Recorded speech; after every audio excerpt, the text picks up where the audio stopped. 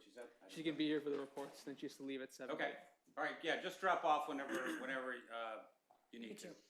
All right, thank you. Yeah, we haven't started yet. Okay. Okay, so are we ready to start? Everybody ready? Will you start by telling people, like, if they have Yeah. comments and numbers? And Yeah, all I'm that? going to do the whole thing. Great. Yeah. Yep, Okay. ready. So, as long as we're ready. Okay. All right, good evening, and welcome to the meeting of the Palo Alto Unified School District Board of Trustees. The time is 6:33, and the date is March 17th, 2020. The board met earlier in closed session and took no reportable action. Before we start, a couple of procedural items as we're meeting under extraordinary circumstances. Because of the county shelter-in-place order, we've got a very limited number of staff present and virtually no members of the public. We are holding the meeting, though, as local government is considered an essential service and board action is needed to maintain orderly operation. I want to thank again our partners from Mid-Peninsula Media who have come through to broadcast this meeting to the community. Thank you. As you can see, if you're watching, we've carried on the meeting room changes we made last week, spreading out people on the dais and the staff tables and limiting seating in the room based on required social distance.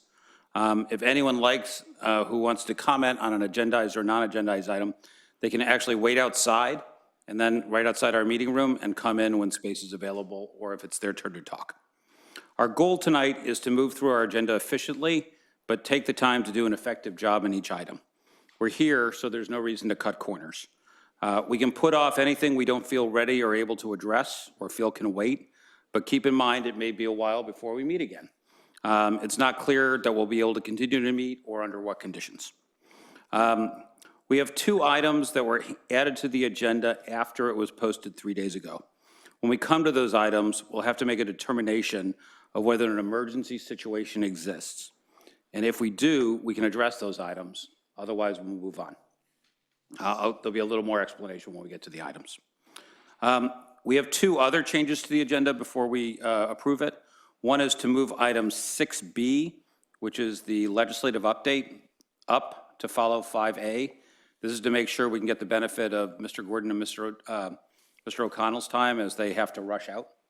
And second is to move item 5B, the second interim budget update, to follow 6A, so we can cover the COVID and emergency items before moving on to routine but necessary items. Okay, so finally on information items, you can see we moved the rest of the original agenda to the information section. When we get there, we can decide which items we want to address and which, if any, we want to bring back for a future meeting. Okay? Okay, sorry for the lengthy preamble. If there are any questions, please ask. And if not, is there a motion to approve the agenda order with the changes mentioned? I move we approve the agenda order with the changes you noted. I second. Okay, any discussion? Okay, I'll call the question first. Student preference vote, Ms. Chang? Aye. And by the way, because we have 3 people dialed in, I should have mentioned this before, we'll do all roll call vote. Ms. Baden-Caswell? You're on mute. Aye. Thank you. Mr. Dauber? Aye. Ms. DeBrienza? Aye. Mr. Drop? Aye. And I also vote aye, so that will be our agenda for tonight. The next item is open forum. Are there any, Vicki, I don't have my card thing open, or do we have any cards? We do? Okay. We have 1 card, and from Ms. Meb Steiner, and please go ahead. Good evening, everyone. Meb Steiner, member of the community. I wanted to start this evening actually with reading of a poem. And the reason I wish to do this is simply as sort of a message to our community during these very challenging times. This was a very beautiful poem shared by Letitia Burton, one of our teachers at Palo Alto High School. She shared this with Pali staff last week, and it's quite relevant. I feel the arts, music, and literature are the things that remind us in times of crisis of our common connections and our shared humanity. And so I just wanted to share this with the community. It is a poem written by Lynn Unger, and she wrote it on March 11th, 2020. pandemic. What if you thought of it as the Jews consider the Sabbath, the most sacred of times?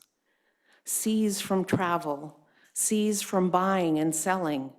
Give up, just for now, on trying to make the world different than it is. Sing, pray, touch only those to whom you commit your life.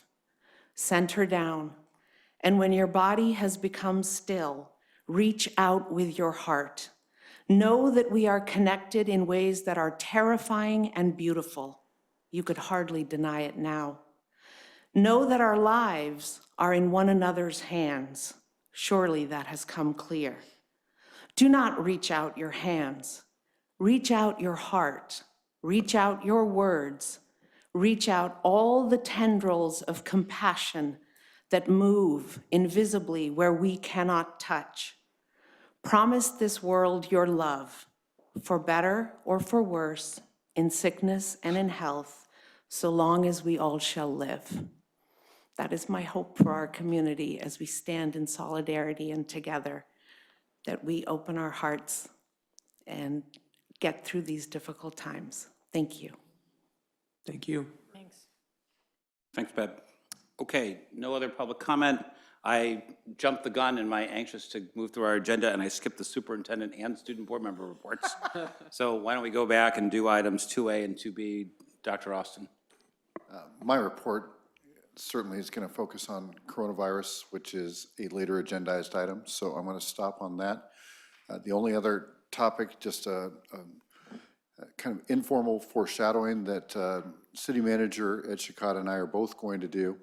We're just having some conversations, professional conversations, but we do want to sunshine those around potentially trading 4 acres of Coverly for the current site of Ventura Elementary School.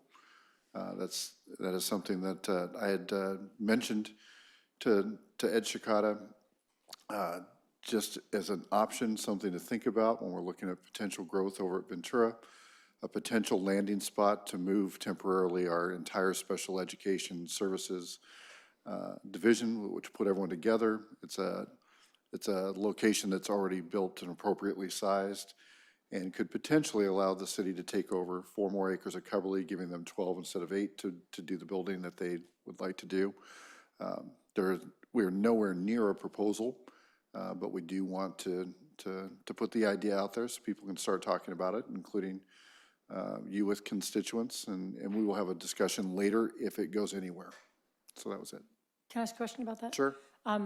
When you first said it, I thought it was because there's talk of the Ventura development plan, but then you're noting putting special ed there. Yeah. So I'm wondering, would it be both a neighborhood for kids that live in that Ventura area along with special ed services? Or, I mean, obviously it's early, but I wanted to clarify what you were saying there. So first of all, we have identified, I think long ago, but certainly it's something I noticed when I first got here, that special education in our case is in portables in the parking lot. And I think after speaking with the staff there, we've overvalued proximity to the main district office.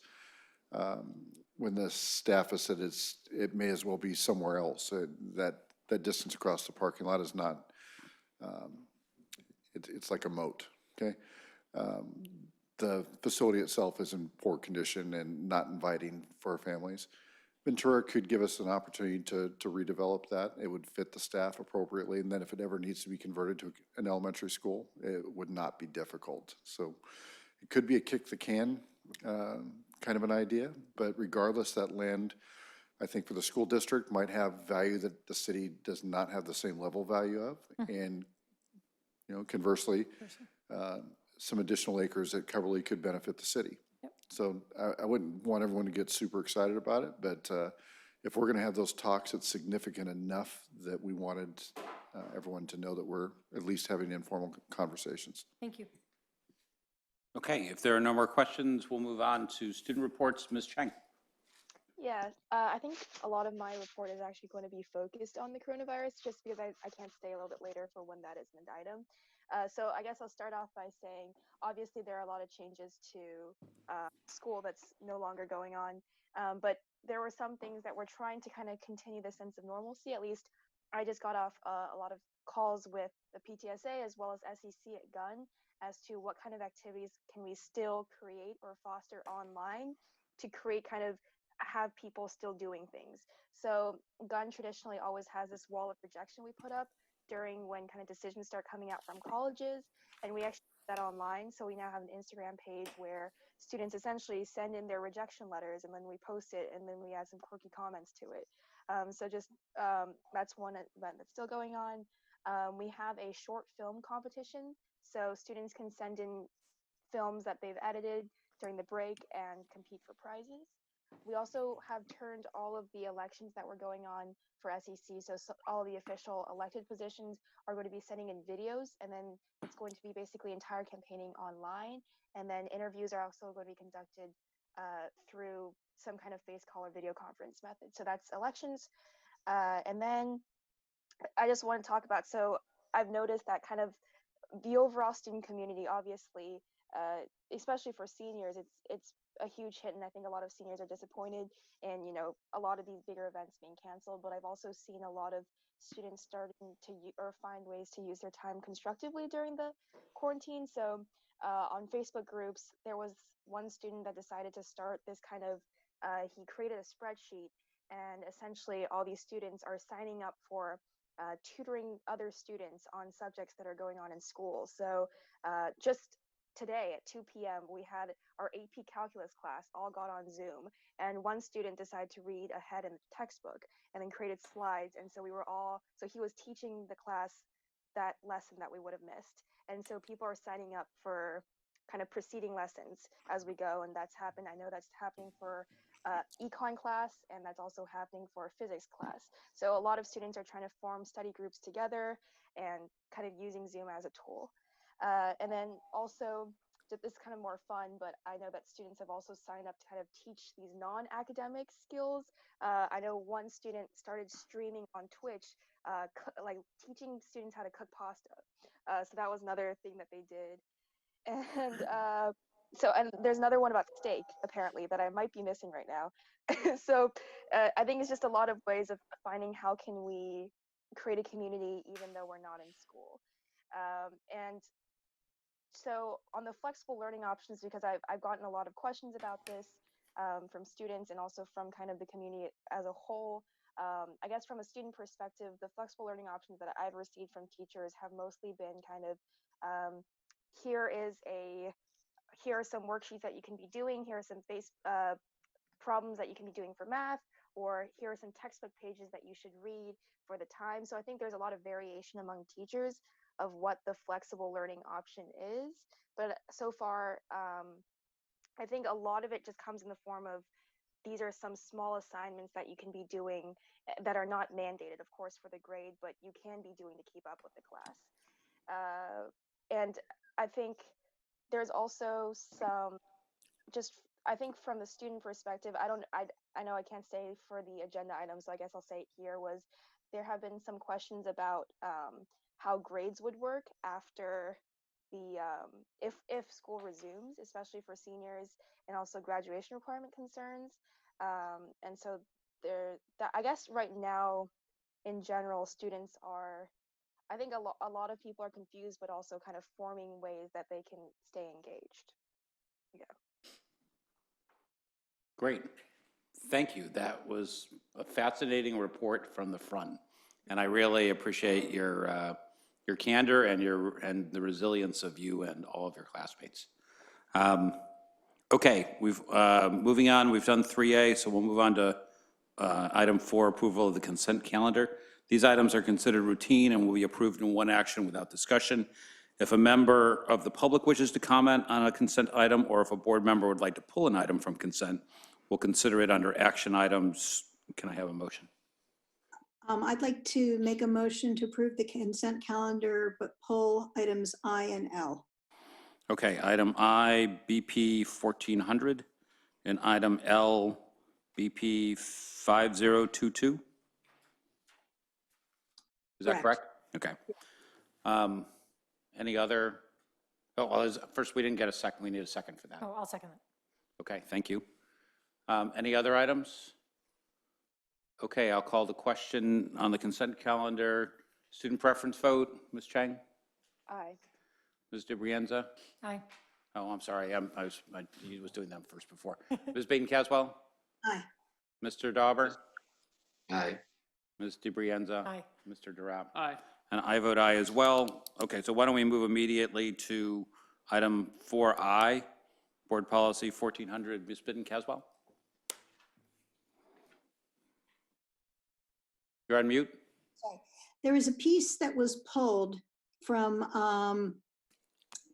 1400 that is about civic education, and I will just read the paragraph. Or it starts with the superintendent or designee shall designate a contact person at each high school for the Secretary of State to contact in order to facilitate the distribution of voter registration forms to eligible students. It goes on and ends with civic education. That was a fairly important exercise that we've been undertaking to make sure that as many students vote who are eligible and know that they can vote. So is there a place we could move that to? A board policy that could be moved to? All right, Mr. Durant from the committee will talk about it. Sure. Ms. Baden-Caswell, what we did was, and again, it's been the practice of the committee to, for the most part, adopt CSBA language unless there's a compelling reason not to. And in this case, and there's a comment as well that says that the BP 1330 use of school facilities now includes the use of facilities as a polling place. And so the discussion of the use of our facilities as a polling place is moved to that section. That's fine, except this paragraph didn't get moved over. So this paragraph to me is more about our civics education. And so maybe it doesn't even belong in our facilities planning BPs. Maybe it belongs somewhere on student education.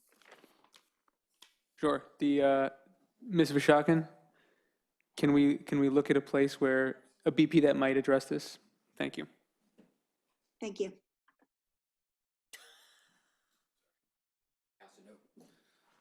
All right, so does that address the issue, Ms. Baden-Caswell? Should we vote on this item? And that completely does. Okay. In that case, is there a motion?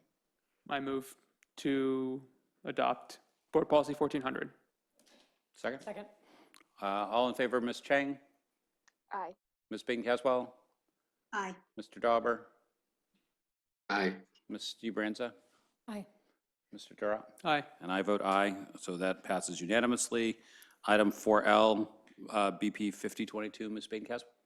Yeah, I'm wondering if the changes to this still allow us to give student contact information with an opt-out to the PTA for student directory purposes. The PTA directories all say that they're not to be used for marketing and sales purposes, but I do know that the directories are important for community connection and for students to find other students. No, Mr. Durant? Ms. Vishakan, maybe you can address this? We. Oh. Why do you move to where there is one?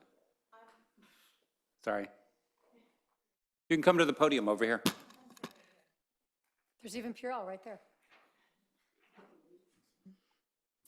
So, Ms. Caswell, I'm not sure how the PTA has access to the student information currently. I mean, do they get a list of all of our students? I'm just trying to understand the situation.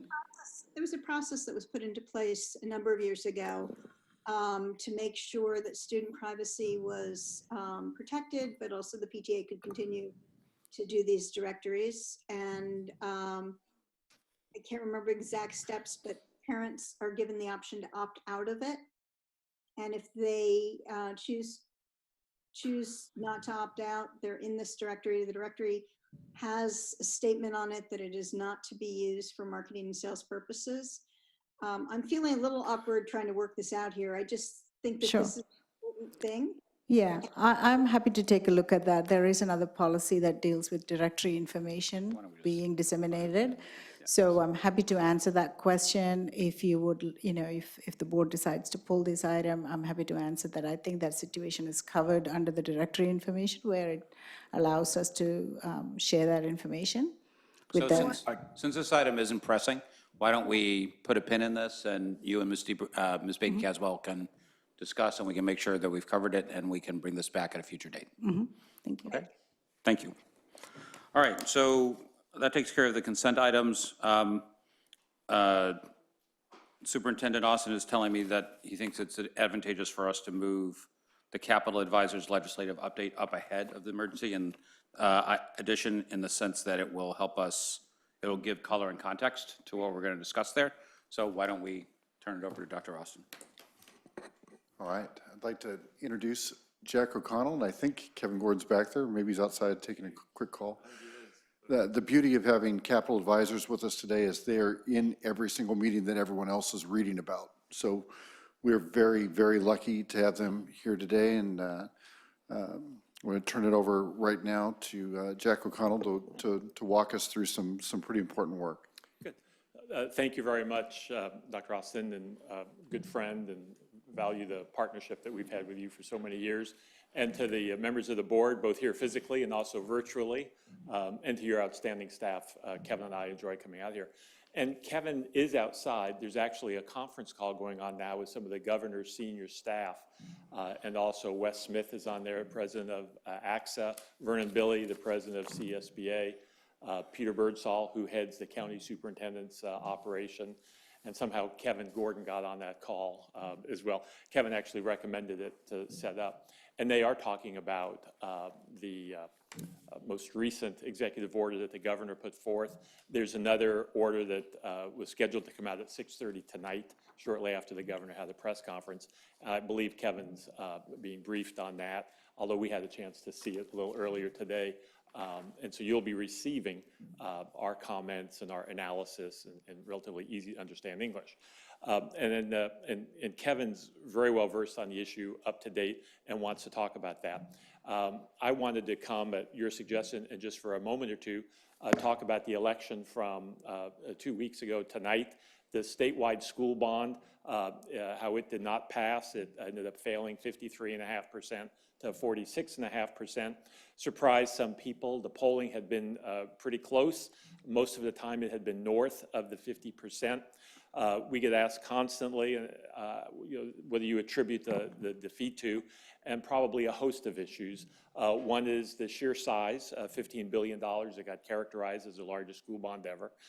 Two is I actually saw some polling, and as a strong supporter of higher education, I have to admit that the polling dragged down the K-12 bond by incorporating the community colleges, CSU and UC with us to the degree of about 3% is the one poll that I saw on that. There was also some additional information contained in the bond, which would have provided some developer fee relief for some projects, multi-housing units near mass transit centers.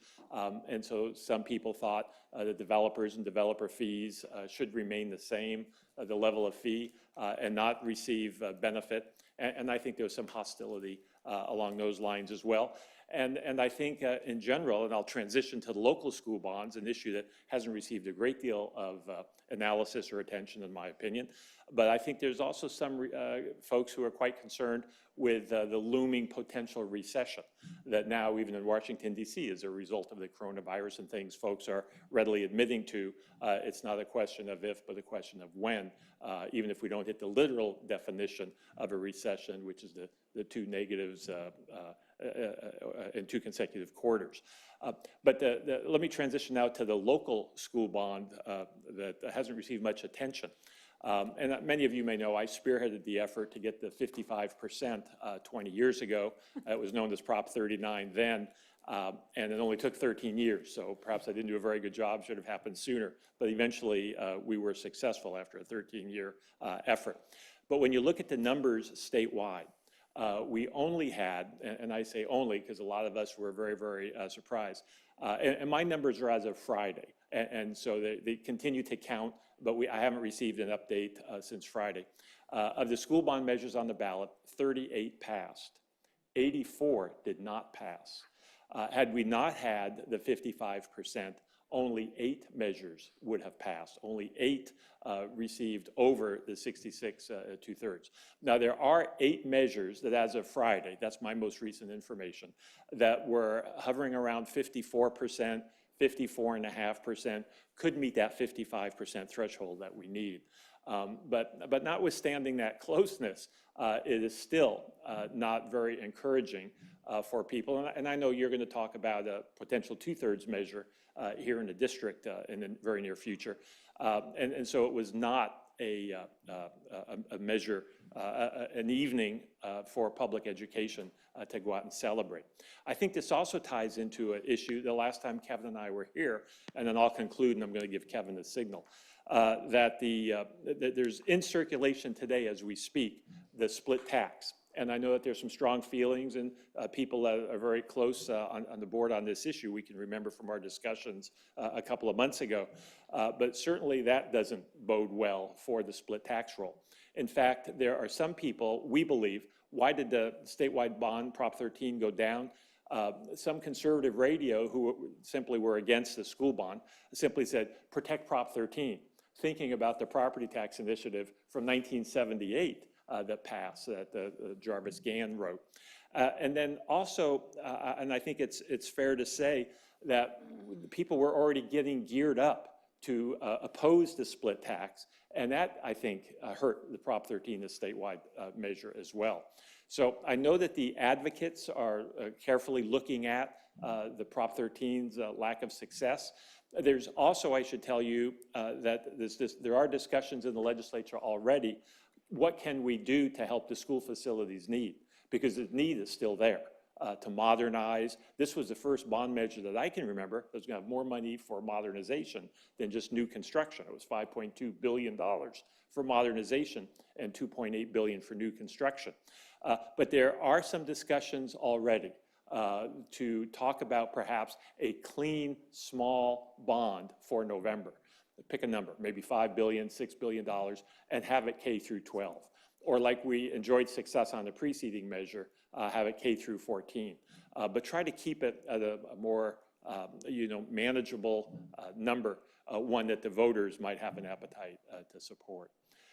So with that, I'll just kind of leave you with those thoughts on the facilities, and maybe I can give Kevin a wave, and he'll be able to come in and tell you truly a timely measure. He's on a phone I mentioned with some of the governor's senior leadership team. So let me get Kevin. Maybe you can just put him on speaker. Yeah.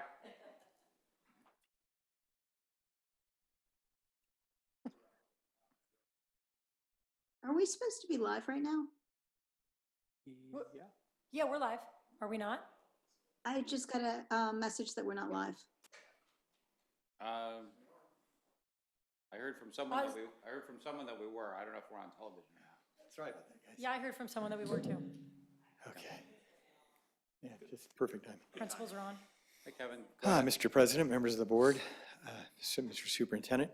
So I just got off the call, and Jack might have mentioned to you that we've got an evening call with the governor's senior staff each night to go over different issues that have come up during the day. Obviously, the major thing that was going on today was the development and sending out the guidelines out statewide that really help try to give background on the executive order that was issued last Friday. As many of you know, if you saw the executive order and you saw all the press release, the website on the governor's page, it was very easy to come away with the impression that we just got saddled with a whole bunch of mandates. I mean, there were phrases like districts, in order for this money to basically be delivered to local districts, districts must was one of the words with a colon and all these things.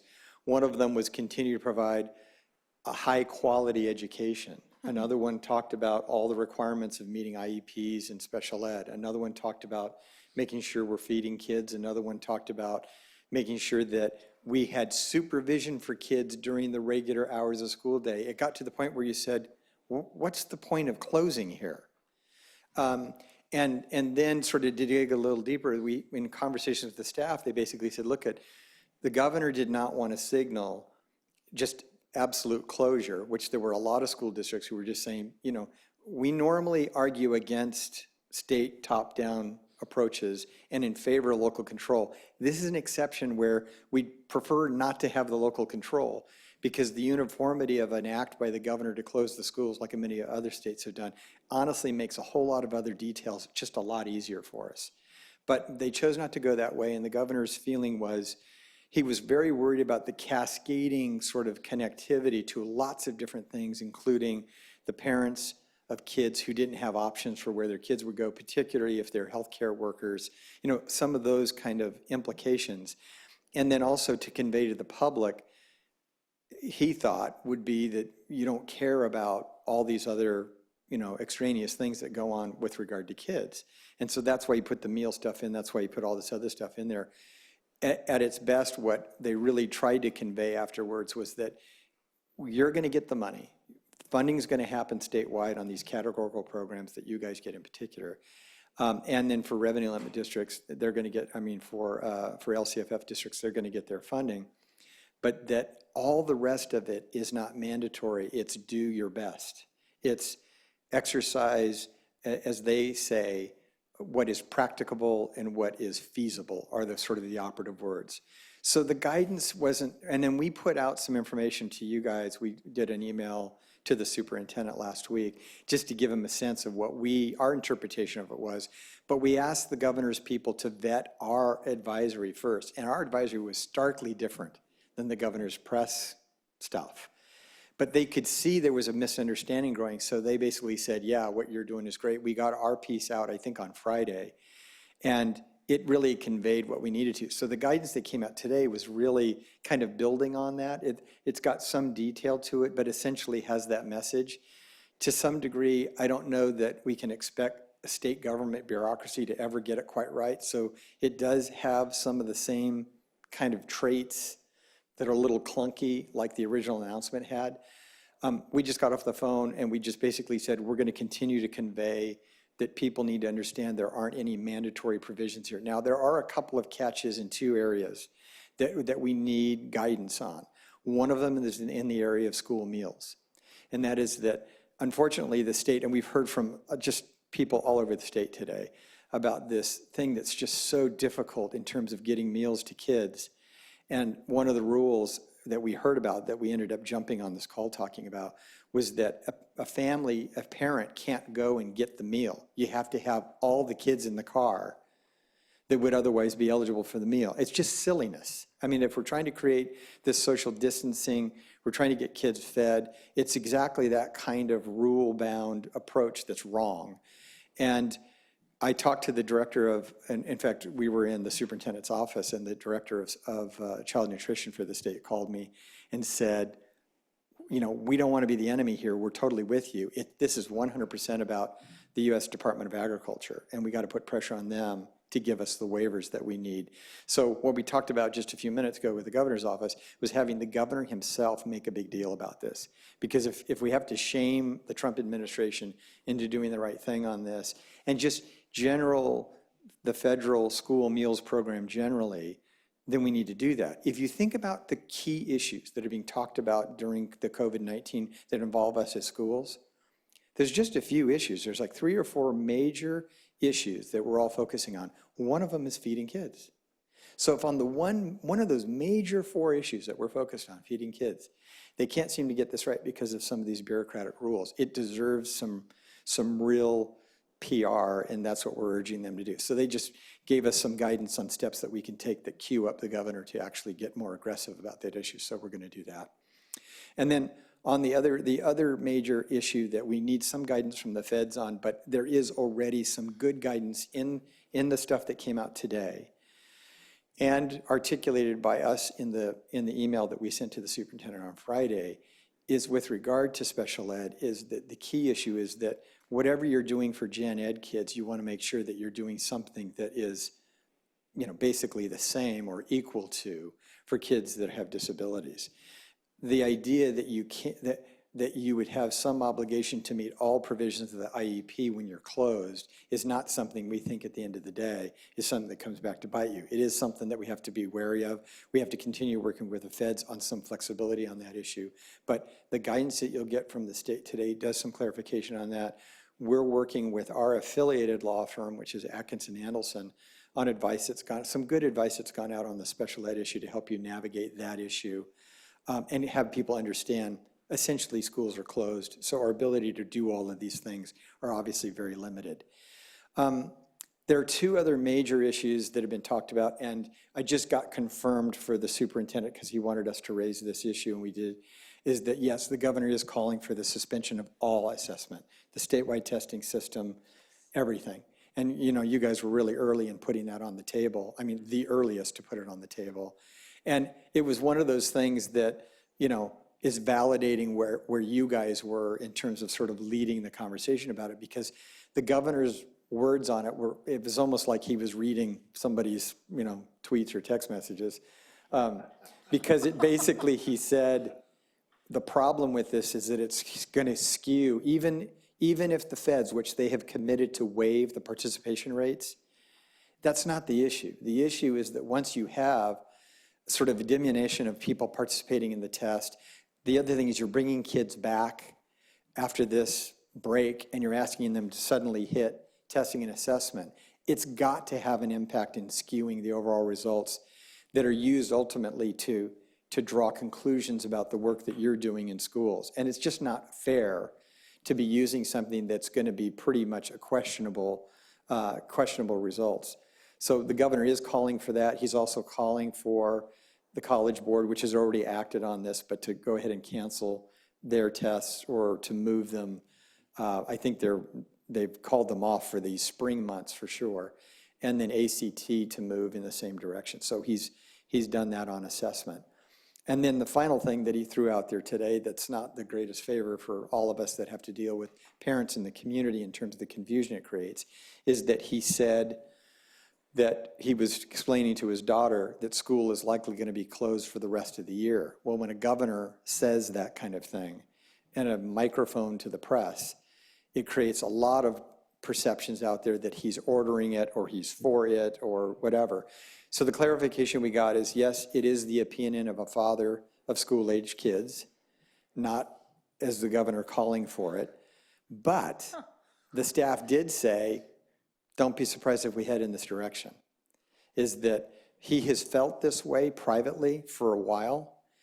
And other states clearly are being really aggressive about closing, not quite for that long, but that he could see us going in this direction. At least the staff said, you know, hang on. Obviously things are literally, I mean, Jack and I, at least a couple times during the day, we look at each other and say, oh my gosh, they're doing that. And I mean, I think we're all experiencing that.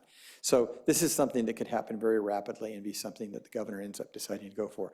One of the reasons why in the little conference call that we had, and it's a very small group, it's something that Capital Advisors initiated with the governor's office to try to keep the management side of education in a pipeline to have communication with the governor. So it's Vernon Billy, the School Boards Association. It's Wes Smith, who heads the AXA.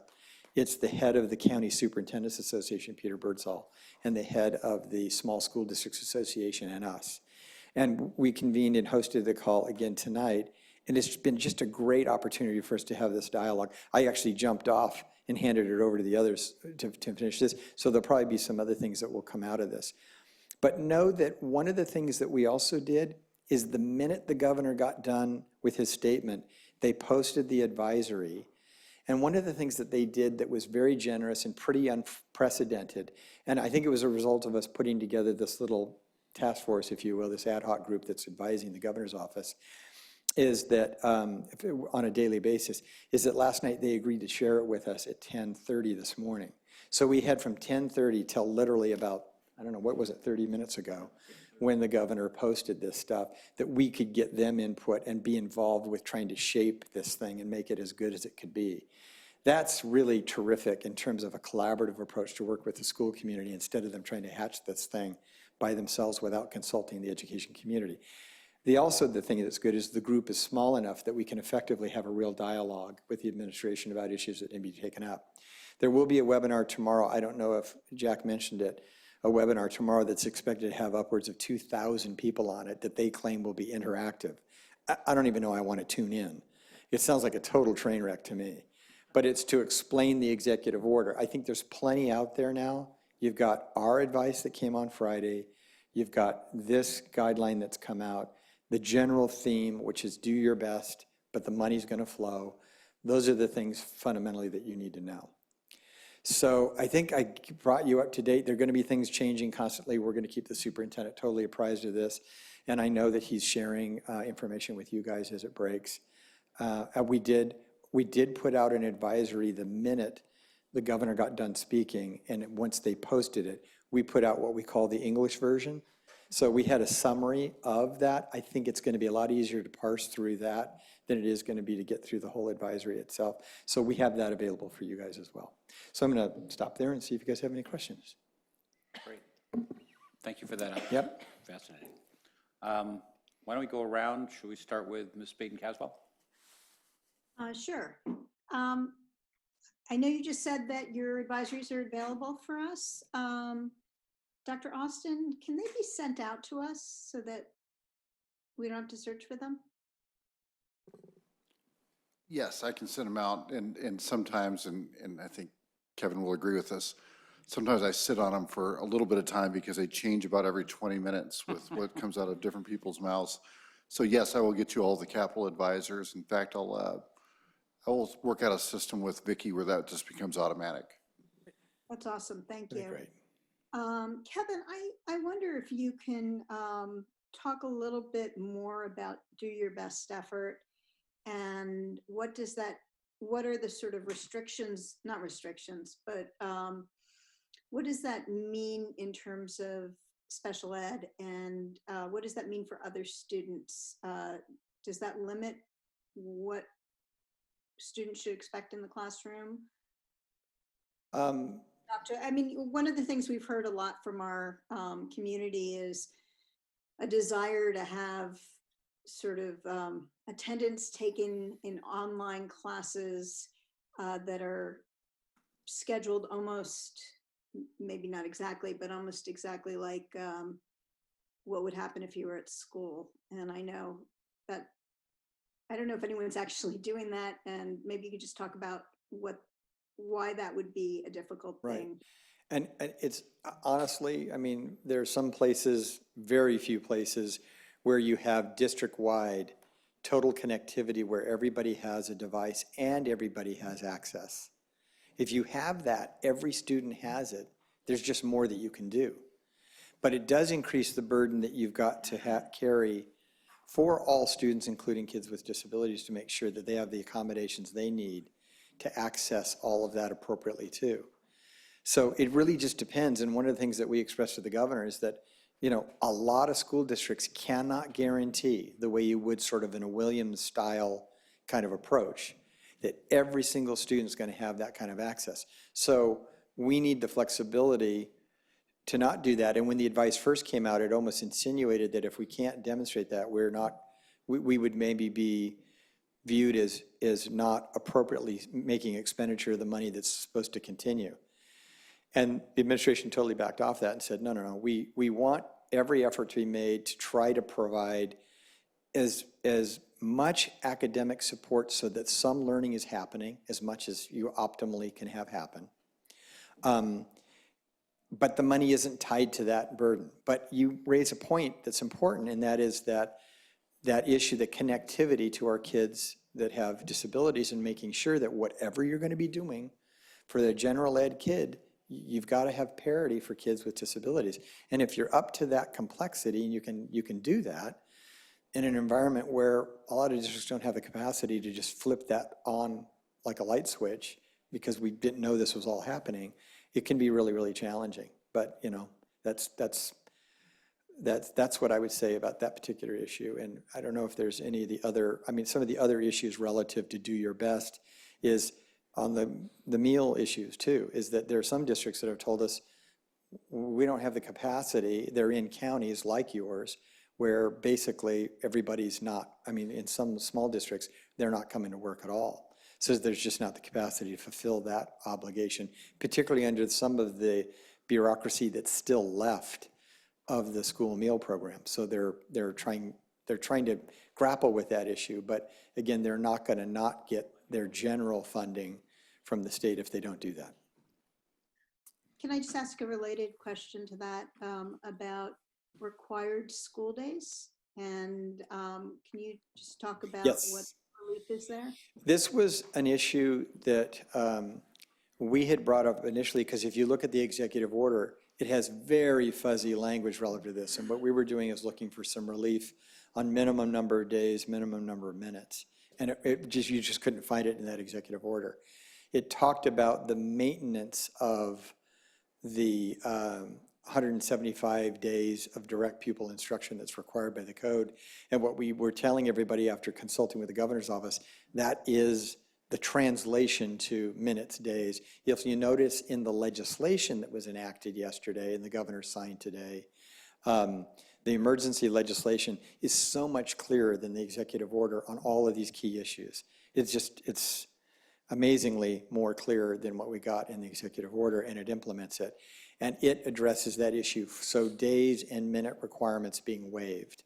Now, it's linked to another really critical issue that was just brought up in our call, and it's one that you guys all, no doubt, are acutely sensitive to, and that is what happens to graduation, seniors that are graduating, and what happens to the issues related to, acceptance letters and colleges that are expecting you to finish out the year who sometimes retract acceptance when they say they think you're on track to be having courses that maybe are split where you have economics and another class in 1 year, but you're doing it in the second semester and you don't finish the class. What kind of a grade did you not get? What kind of course did you not complete? There hasn't been a lot of thought given to that. I mean, as the governor's office said, we're really focused on the social and emotional kinds of issues.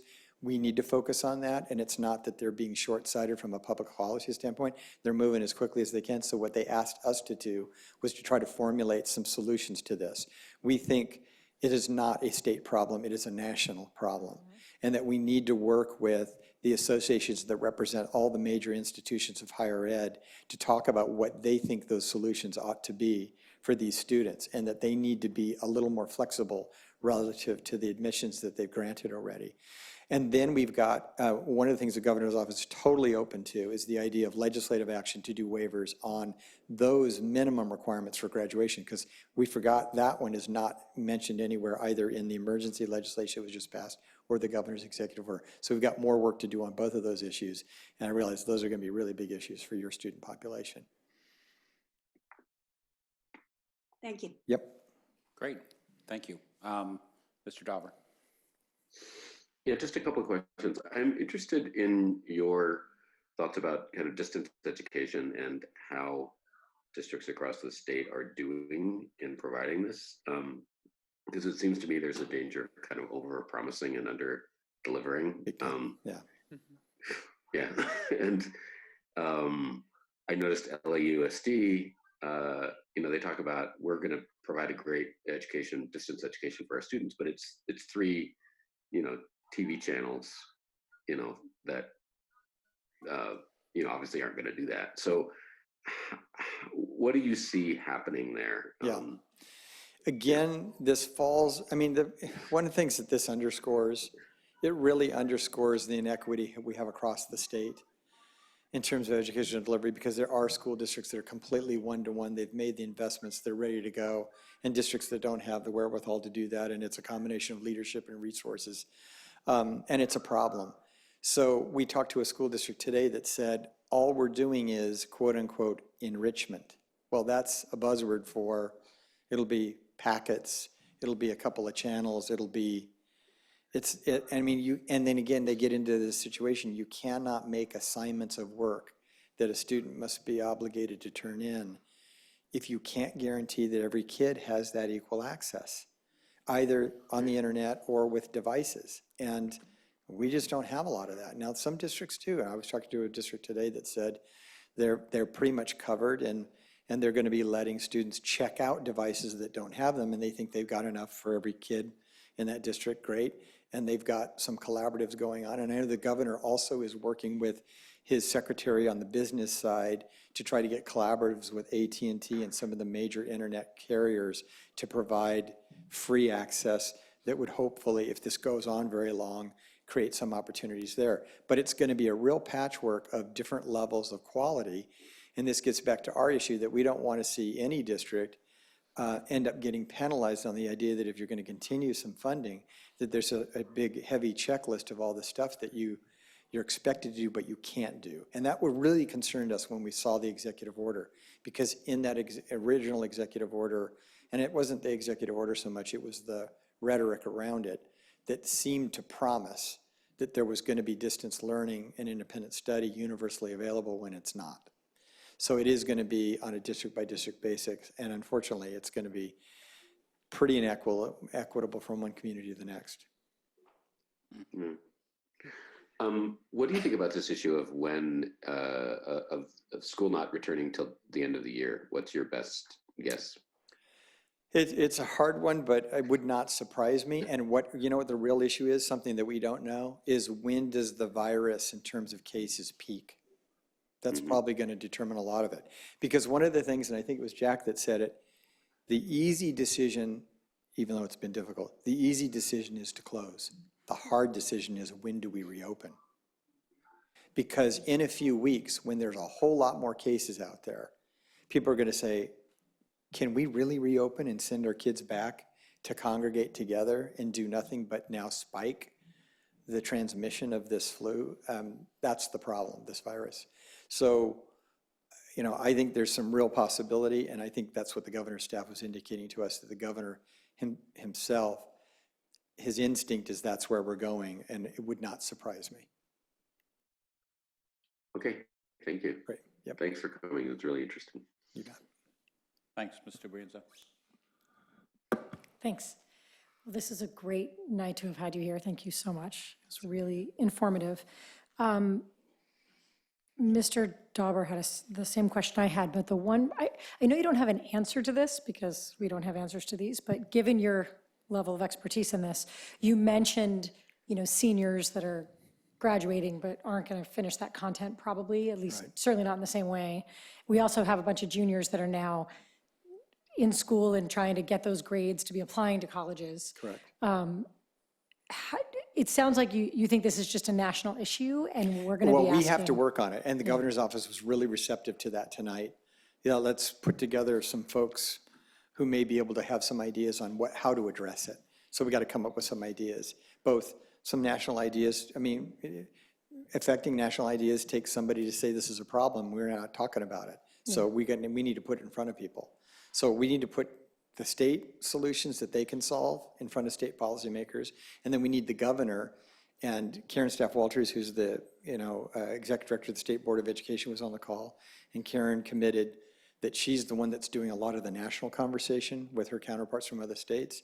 So I trust and know that she's going to carry these kinds of issues forward, and we just got to try to get it solved. So. And Linda will be a big issue. Yeah, Linda Darling-Hammond, who has a national reputation. Sure. Absolutely. Sure. But you did mention that SATs and ACTs are postponed, so anyone Correct. who's worried about that. Correct. That's just on hold. We don't have to Right. worry, that's one less thing we have to worry about right now. Correct. That's really helpful, thanks. I think we're all probably worried about lots of different things, both we want our kids to be competitive for college and whatnot. We also are worried about the actual learning, right? Forget the grade, take grades out of it. What's that learning look like? And that obviously is more challenging. I think at this point, we sort of said we're kind of frozen on the grades right now. And so hopefully people don't have that much of a worry immediately. But if we're closed the rest of the year and you're taking a one semester course, well, what does that mean? Am I going to learn the content and what's my grade going to be? So I think it sounds like we've got conversations nationally, statewide, and district-wide. Yeah. Okay, thank you so much. Yep, you bet. Thank you. My questions have been answered. Great, thank you. Great. Ms. Chang? Yeah, I think also a lot of the questions have been answered as well. If I could ask, I don't know if this is something that is more kind of within our district, but I've gotten a lot of questions from people about the flexible learning options that our district is providing for the students. And I think a lot of them feel like there's a lot of variation among teachers, even within the same subject, of kind of this teacher gives me these materials, this teacher gives me these materials. And I was just wondering if there's kind of standardization within our district of, I don't know, what's the minimum, what's the maximum, or kind of any protocol at all about that. I think, Ms. Cheng, this is Board President Collins. I think that's probably a better question for our staff than these particular gentlemen, and maybe we'll be able to address it when we come to the superintendent's update on COVID-19. Okay, thank you. All right, that's fine. All right, And great. I shared them all. The one other, I mean, I guess partly a question, partly an observation. In addition to the equity and access issues regarding distance learning, I mean, I want to marry it to the thing you mentioned earlier about special education and students with IEPs. I mean, it seems to me that one of the major barriers to if we go to a general remote, if anyone goes to a general remote learning experience, they're essentially open for business. They're saying we are providing instruction to all students using this remote learning platform. And my understanding is that once you do that, then all your obligations to students, both with IEPs and with 504 accommodations, which in our district is 1,000 kids with IEPs and another 1,000 or so with 504s, all those obligations come into play. And unless and until guidance comes from the CDE and HHS, and obviously that guidance is dependent, I mean, this is federal law, right? These are not California state laws. This is not Ed Code. The legislature can't meet and say, we changed our mind or waived it this week. This is all well-established federal law. It is very difficult. I struggle, and I know our staff struggles to find ways to do it, to actually figure out how to meet the requirements of the law while providing large-scale general education classes online. Is that your understanding as well? Exactly. Yes, it is. I think that's something, Dr. Austin, I think that's something that we as a district need to communicate effectively to our families. I haven't seen other districts do a good job of it either. No. Go ahead, Mr. Branzo, what do you say? I mean, I think that's one of the narrative out there is that there are some districts that are doing that. Yeah. And so if they're doing that, why can't we? And I think that there's this missing link, right? Yeah, I'll It's missing share info. I'll share the story that I shared with a couple of the board members earlier, and I've shared with the superintendent. A district that's gotten a lot of attention, and appropriately so, is North Shore District, which is on the northern border of Seattle, which, as far as I can tell, did an outstanding job creating the distance learning platform for their students. District, much like our suburban district, affluent district with a lot of tech-oriented families, a lot of Microsoft employees there. And they did an outstanding job, but from the get-go, the state superintendent in Washington State, looking at the same body of federal law that we look at, expressed doubts about the viability of that approach, as well as concerns about equity and access. They ran their program for a week, last Monday through last Friday. On Friday, the state superintendent in Washington shut them down. Yeah. And the press release that went out was that North Shore has to press pause on its remote learning efforts in order to address the concerns of the state superintendent over equity and access and treatment of special education students, English language learners, and other things.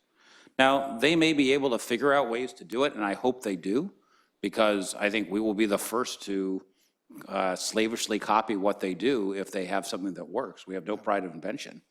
But ironically, in Seattle, right next door to them, when they closed for 2 weeks, they explicitly stated they will not be doing remote learning in Seattle. Not because they didn't know how to call the people in North Shore to find out how they did it, because their read, talking to their state superintendent, is that there was no way to meet the requirements of the law. Right. So I think it's, I mean, I think it's very important. I think our community has been kind of, and everyone, it's been a rushed period. It's been very hard to understand, confusing for everybody. The regulations are confusing. Have been under the impression that, especially since private schools can successfully do this, that why can't we do it too? And I think it's important to understand that we as public school districts have a body of obligations to all students to provide access and education all the time whenever we are open. And we can't selectively serve students and make a decision that we're going to serve some and leave others behind. That's not an option for us, unless the state makes it an option. So, you know, I'm very interested in seeing the guidance that's coming out of CDE and HHS and whatever comes out of the federal Department of Education, because until those issues are cleared up, I think it is perilous, just as North Shore showed, where they literally ran instruction for a week and then pulled the rug out of every family in their district and said, we're not going to run, we ran instruction for a week, forget about that, hit pause, as they say. Boy, I would not like to do that. So, I mean, do you see guidance coming from the state on those issues? It is a work in progress, and we do have some basic guidance that would try to steer you away from that, a solution that gets baked too quickly to know if you're really addressing the needs of all your students. And an ongoing effort by Karen Staff Walters, the exec director of the state board, to pursue this line of conversation with their federal folks back in Washington, D.C. at the Department of Ed about what do? Give us some guidance here. And are there things that can be waived under the circumstances? What are our obligations? So when we get a little more clarity on that, it'll help. In the meantime, our partners, our legal partners at Atkinson Andelson have done a pretty good job of some of the guidance, and I can't remember whether or not I shared that with the superintendent, but I'll make sure tonight as I leave that the one document that we were given that addressed special ed specifically is transmitted to you so you can take a look at that. I think that would be extremely useful. Thank you very much. I guess I would say, I mean, listening to your description, if the governor's, if what the governor shared as a parent to his child in terms of what he thinks might come true actually comes to pass, it just emphasizes we're at the very beginning of this, not anywhere near the end. Correct. And so, you know, I think there's a lot of focus, and understandably so, on how did things go the first day and how are things going the first week? And, you know, what are you doing and what did this teacher do? Just like education in general, it's a marathon, not a sprint. Yep. And we have to make sure that we are building something that is sustainable and will be successful for all students over the long term. Because as Ms. DeBrienda said, and I couldn't agree more, that's what it's really about. It's not about checking the box that we delivered an instruction day or checking the box that, you know, somebody completed a course. It's about actually students teaching and learning. And so that's what we've got to focus on, not all these check the box exercises to be able to say, well, we delivered this, and, you know, so everybody should be happy. And some high schoolers, I think, want us to also check the box, right? They want to feel like they're ready to head off to their applications with their transcripts and everything else. But I don't want to lose sight of the teaching and learning, you know, just for it would be great if we could figure out how best to do both in this very difficult time, where we're obviously not going to, you know, hit all the way to the mark, but get as close as we can in all those ways. Well said. Dr. Austin, anything to add? The only thing that you said that I hadn't heard before was about the College Board. And I know we're going to have questions coming related to AP exams. And just like to know if you have any more clarification there. We just know that it was announced this afternoon that they intended to put, they're canceling all the spring administrations of the test is what we've heard. Wow. The governor made reference to that, and so, and it was shared, we had some conversation about that on the call. So, I mean, in some ways, my sentiment is that's what's driving also the governor's view about the statewide test that we administer as well. That's a very big deal, and something that we're going to need to communicate out with about 86% of our high school students taking one or more AP exams. Yes, that was off the top of my head. That is one of the, I mean, Big with deal. exams scheduled to start next week? Yep. AP exams are scheduled to start in early May, but the ordering deadline was Oh, the ordering deadline. Friday. Right, the ordering deadline. So, and we order in this district something like over 5,000. 40,000, right? Over, I think about 5,000 tests. Yeah. We're going to have a lot of work to do there. My last comment for Jack and for Kevin is always appreciate your insight, and despite being crazy busy, always either accept the call or get back to me quickly, and really appreciate that. We will be sending you some thoughts and questions, I'm sure, over the next period of time, but really appreciate you. You know, and to sort of thank you back, taking calls on weekends, in the evening, whenever we're calling, it's been really helpful for us right now. So we appreciate that too. Gentlemen, thank you very much. We really appreciate your being here. Good luck. Stay safe. Okay, that was a informative and timely item. Okay, so in our new revised agenda, that was item 6B. And now I would like to propose a small change because of some information I got from Ms. Chow, where I think the next item we'd like to do is to do item 7A, which is the consideration of postponement of the May parcel tax election. And the reason we'll do that next is that we are being told, in order to effectuate that, if we choose to go forward that way, we need to make changes to the resolution. And so rather than consider the resolution before, we'll consider this, and then if we choose, we can then make changes to the resolution. Okay? Okay, so next is item 7A. Do you want me to take this, Dr. Austin, or? Okay, okay. Looks like you're pretty busy. You know, I think the issue here is clear. We put a ballot measure on several months ago that is supposed to appear on the special May 5th mail-in ballot. And given the dramatic uncertainties and changes, I think there is a real question about whether this is an appropriate election to have at this time. And so the proposal is to whether we should seek postponement of this election to a future date. I am told, talking to our staff who's been talking to our attorneys and advisors, that there are options such as an August mail-in ballot, which we would need to make a decision about I think in a month or so, whether we were to appear on that. There is also the November general election ballot, and that if we fail that, I think the next option is the March primary ballot in the spring. But we don't have to make any decisions about the future. What we need to make a decision about is this current item, because the clock is ticking, and if we don't take action, the ballot goes to the printers, and once it's printed, it's going to appear on the ballot.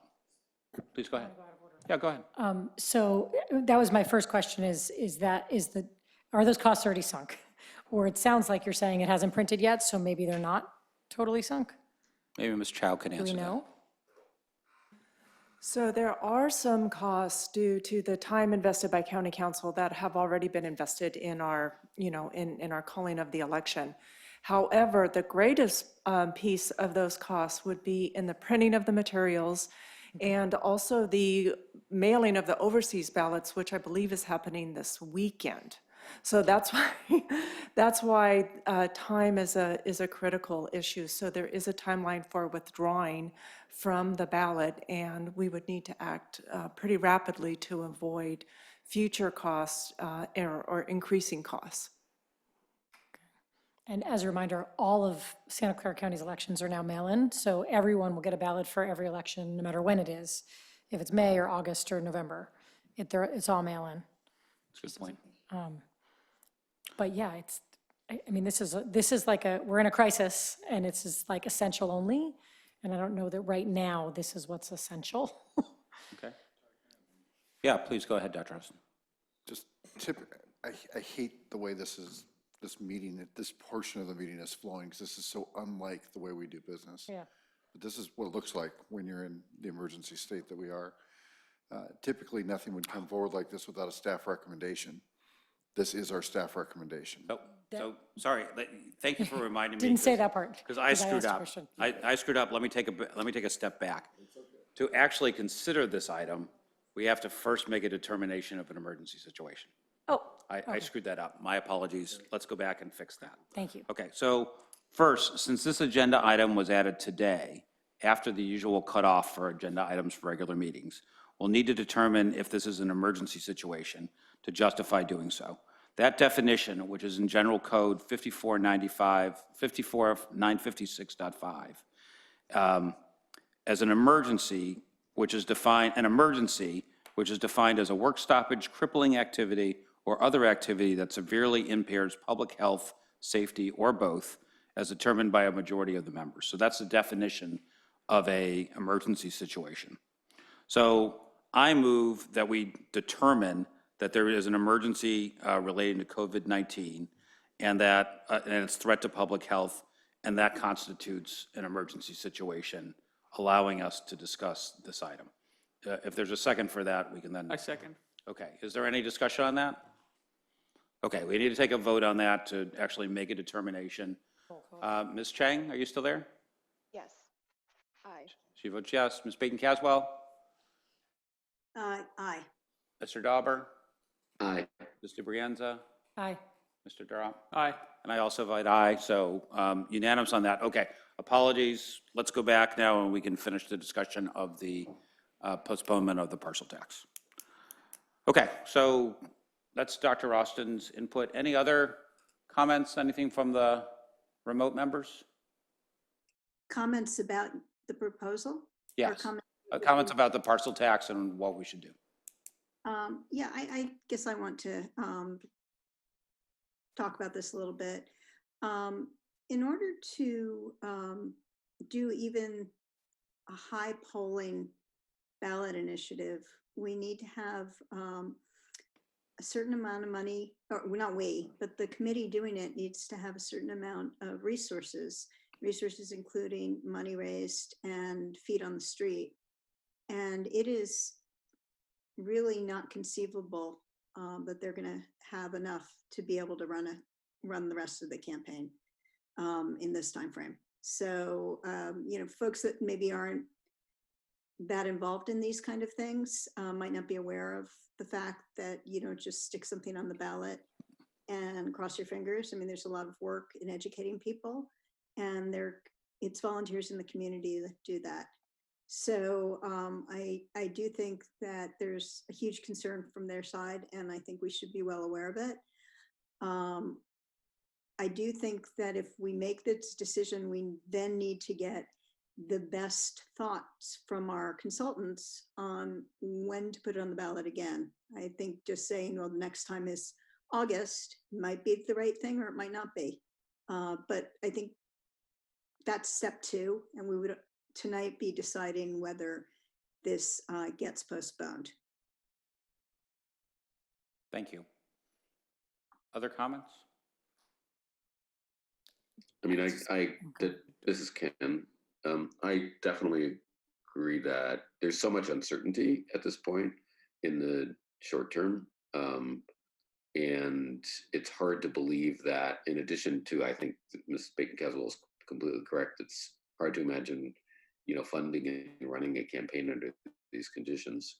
We just don't know what's coming next in the next, 6 weeks. And to, try to run a campaign in that context just seems, pointless. I mean, one of the things we talked about is, we wanted a chance to really engage in a conversation with the community and raise awareness about the real importance of the parcel tax.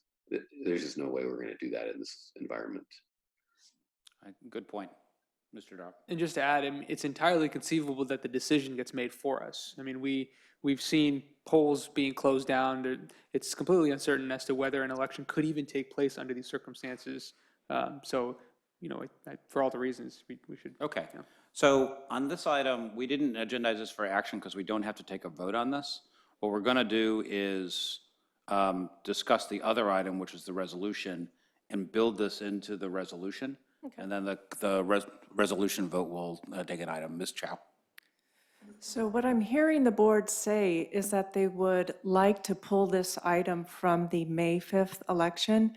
And in order to do that and provide direction to the Register of Voters, we'll just need to make an amendment to the upcoming resolution to make that language clear. Right. So we'll do that on the next item.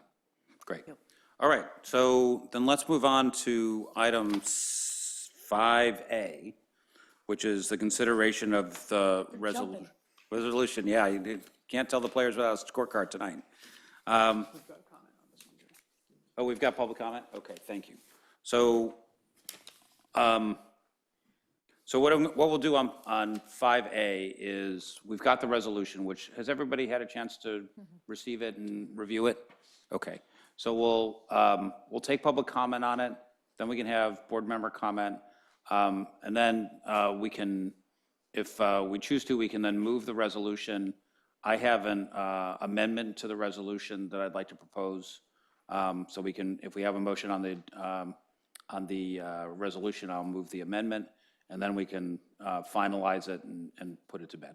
Does that sound okay? Okay, so why don't we start with public comment? Mr. Drop, could you call it? Couldn't you? I don't have it. Who's the person? Oh, Jay Chow. Thank you.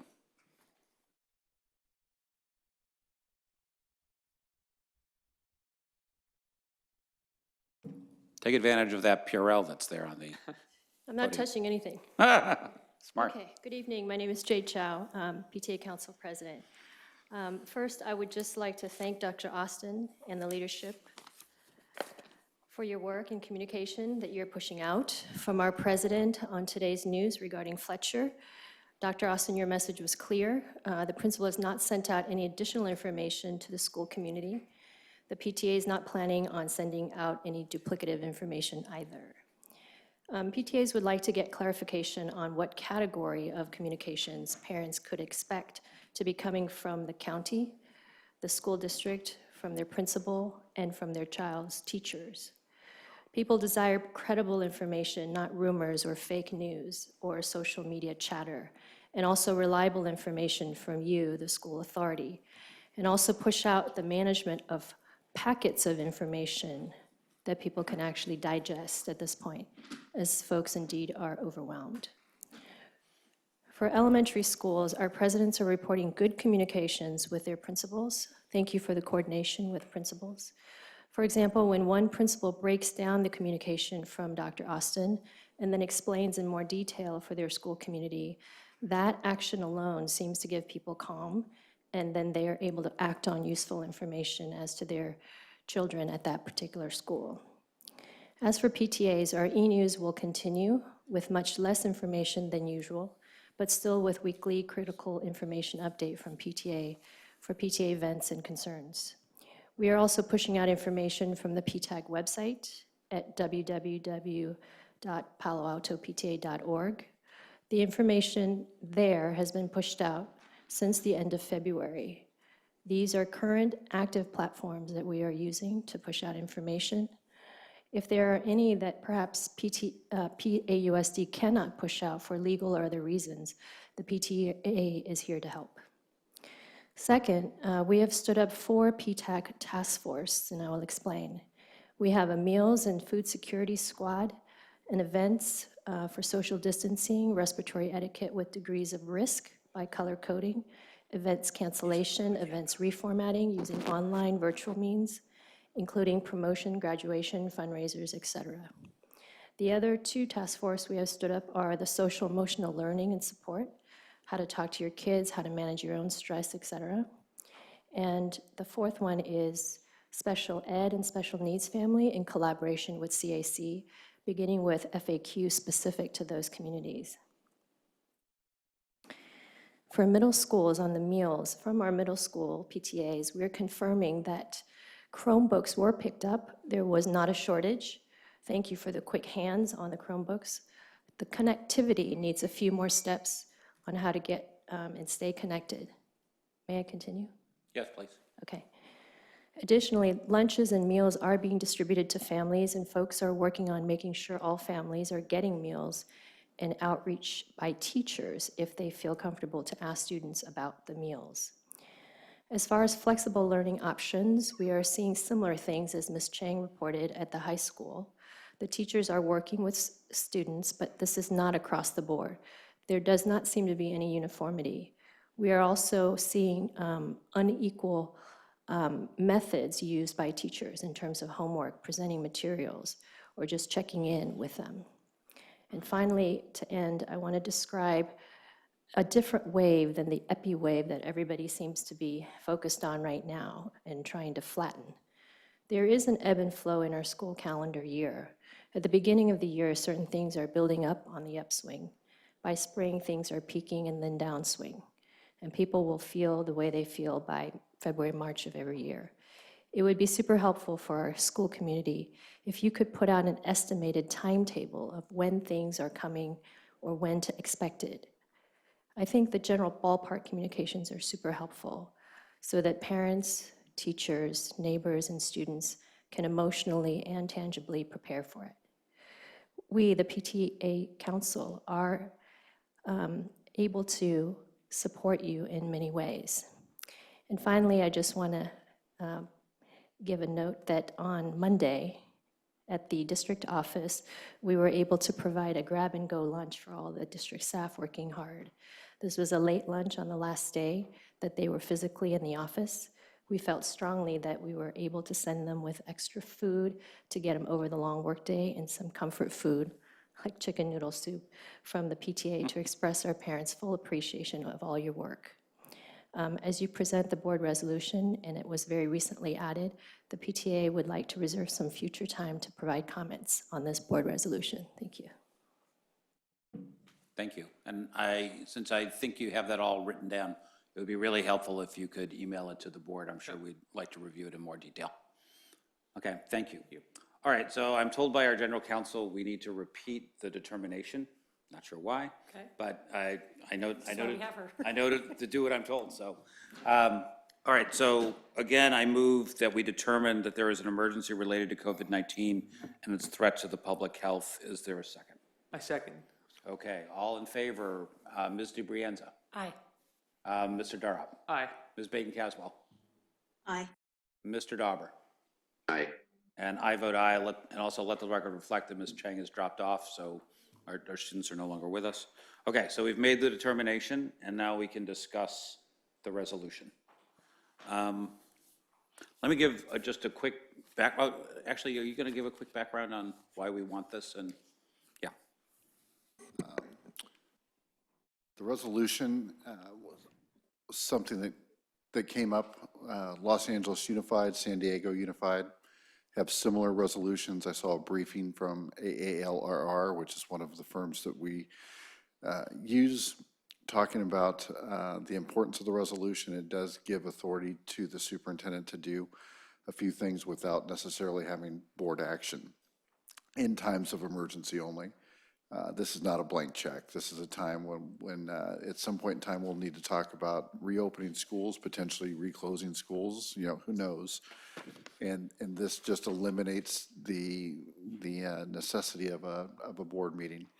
There was some discrepancy in advice given to us about if that was necessary in the first place, but this just eliminates it and provides some clear parameters for the superintendent. It does not allow for changes outside of emergency type situations. So for an example, this is not a time that I can go reconfigure schools just because I think it's a nice idea. This is really tied to emergency situations and quick decisions. Okay, thank you. And I'll add before we open it up for discussion that I had an opportunity to discuss with both Mr. Danis, who is our outside counsel, and Comey, our inside counsel. Both reviewed the resolution and felt that it was appropriate and both consistent with what other districts around our area and around the state are doing, and consistent with the objective of protecting and serving the students during a time of great uncertainty and an emergency. So with that, let's open up for discussion. Do we want to go around? Mr. Darp, why don't we start with you? Just to add, my understanding is that this resolution or something like it is something that's been recommended by the county superintendent and has been sort of passed around and is being considered by every school district in the area. Is that accurate, Mr. Austin? Dr. Yeah, I Austin? think actually Ms. Baden-Caswell is probably our authority on that. Oh, yeah. She's been checking out that today. Do you want to go ahead, Ms. Baden-Caswell? Sure, I've been checking on this today. Last night, Santa Clara Unified approved a similar resolution, not exactly the same. There are a slew of other districts that have meetings coming up in the next day or two across our county. that are considering it or considering taking action on the exact same thing. The county Office of Education sent a template, which it seems like most districts are slightly modifying. So it doesn't sound like people are using that straight out. Last Friday, Los Altos Elementary, before the template came out, created their own resolution. I will tell you that the County Board of Education has not had a meeting, nor does it sound like they have one on scheduled to do the same thing. But I will tell you that everybody that I talked to across the county who's considering it to take action has done it. That has actually had it on a scheduled meeting so far. The only pushback I've heard is there was a question at the Santa Clara Unified Board last night about what this really means. How broad is this power? And I might just ask Dawn to talk about if there's a decision that in the past, if we decide to do this, if there's a decision that comes to him that would have been a board decision, how will he make sure that the board is aware of this decision and why he did it? Or why he's moving forward? Yeah, as I've talked to other superintendents, the expectation is an immediate phone call to each of the board members or an email to the board members, just telling them what action was taken and why. Again, this is something it would be exceedingly rare to be doing things outside of process that weren't completely necessary and time sensitive to the point to where even calling a special board meeting wasn't an option. So this is not something I see as going to take the place of many actions, but it could be a handful. And right now, I mean, we're making decisions about things we wouldn't have even thought about a month ago. So along those lines, you'd receive immediate notification from me. Can I just add to that? Thank you for raising that, Ms. Baden-Caswell. Looking at the resolution at the therefore item 2, delegates to the superintendent authority to take all appropriate action upon appropriately notifying the board to respond to the COVID-19 pandemic, including but not limited to the following. So there is a notification requirement built in to the authority to take action. So if you take action and do not notify us, that will be unauthorized. The other piece I would add is, well, I've looked at several resolutions, and as you've pointed out, they're not all the same. Ours probably has probably the least latitude, the most restrictive resolution actually requested by me. I don't want this to become some giant document that becomes controversial. I want it very limited in scope, and I think it matches our board and our community. Other questions or comments on the resolution? I just want to reinforce that when this was brought up last night at Santa Clara Unified, they had an attorney there, an outside attorney, that stated that this power can only be used for items related to this emergency. Mm-hmm. And that's what a resolution says as well. Right. Yes, good point. Thank you. Mr. Brianda, Mr. Dauber? Yeah, I had a couple of, oh, sorry, Mr. Brands, go ahead. I was just going to say, just in some of the conversations we've had even since Friday, I've thought, gosh, I wish he could just go with this and run. I wish we didn't have to wait until we had a board meeting or something. So it's been, like you said, a couple weeks ago, we would have expected to be dealing with the things we're dealing with.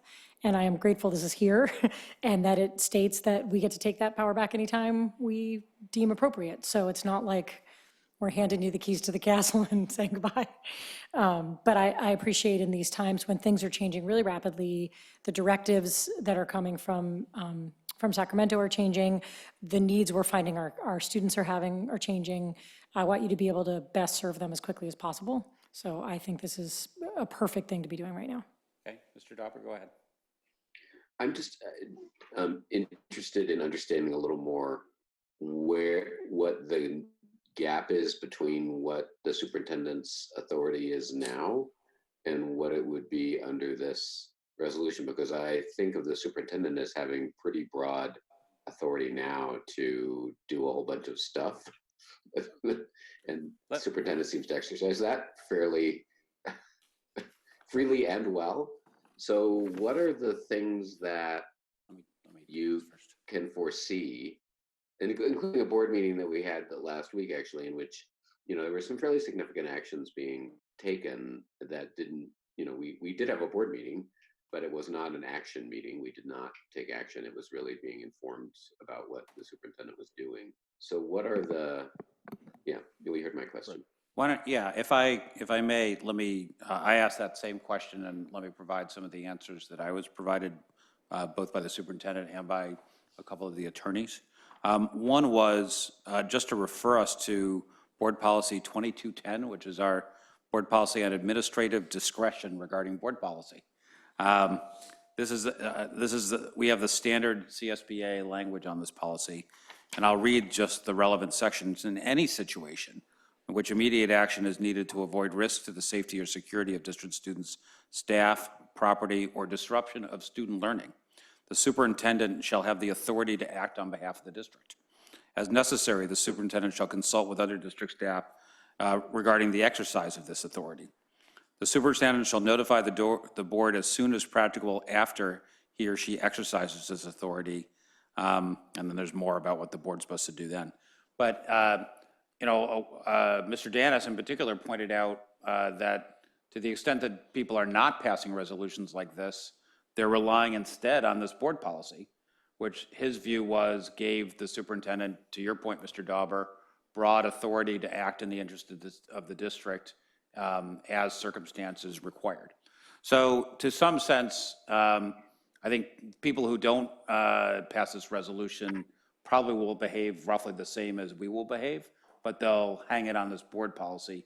In that sense, I think this is a belt and suspenders move, and that we're reinforcing explicitly something is now, kind of captured in a couple lines of board policy, and tying in some of these notification requirements that I think are very helpful, and as people said, I think as you said, in the character of our community and the way our board operates. The one other thing, a couple other things that were explicitly pointed out that I thought were interesting. There are sections, for instance, of the state purchasing code.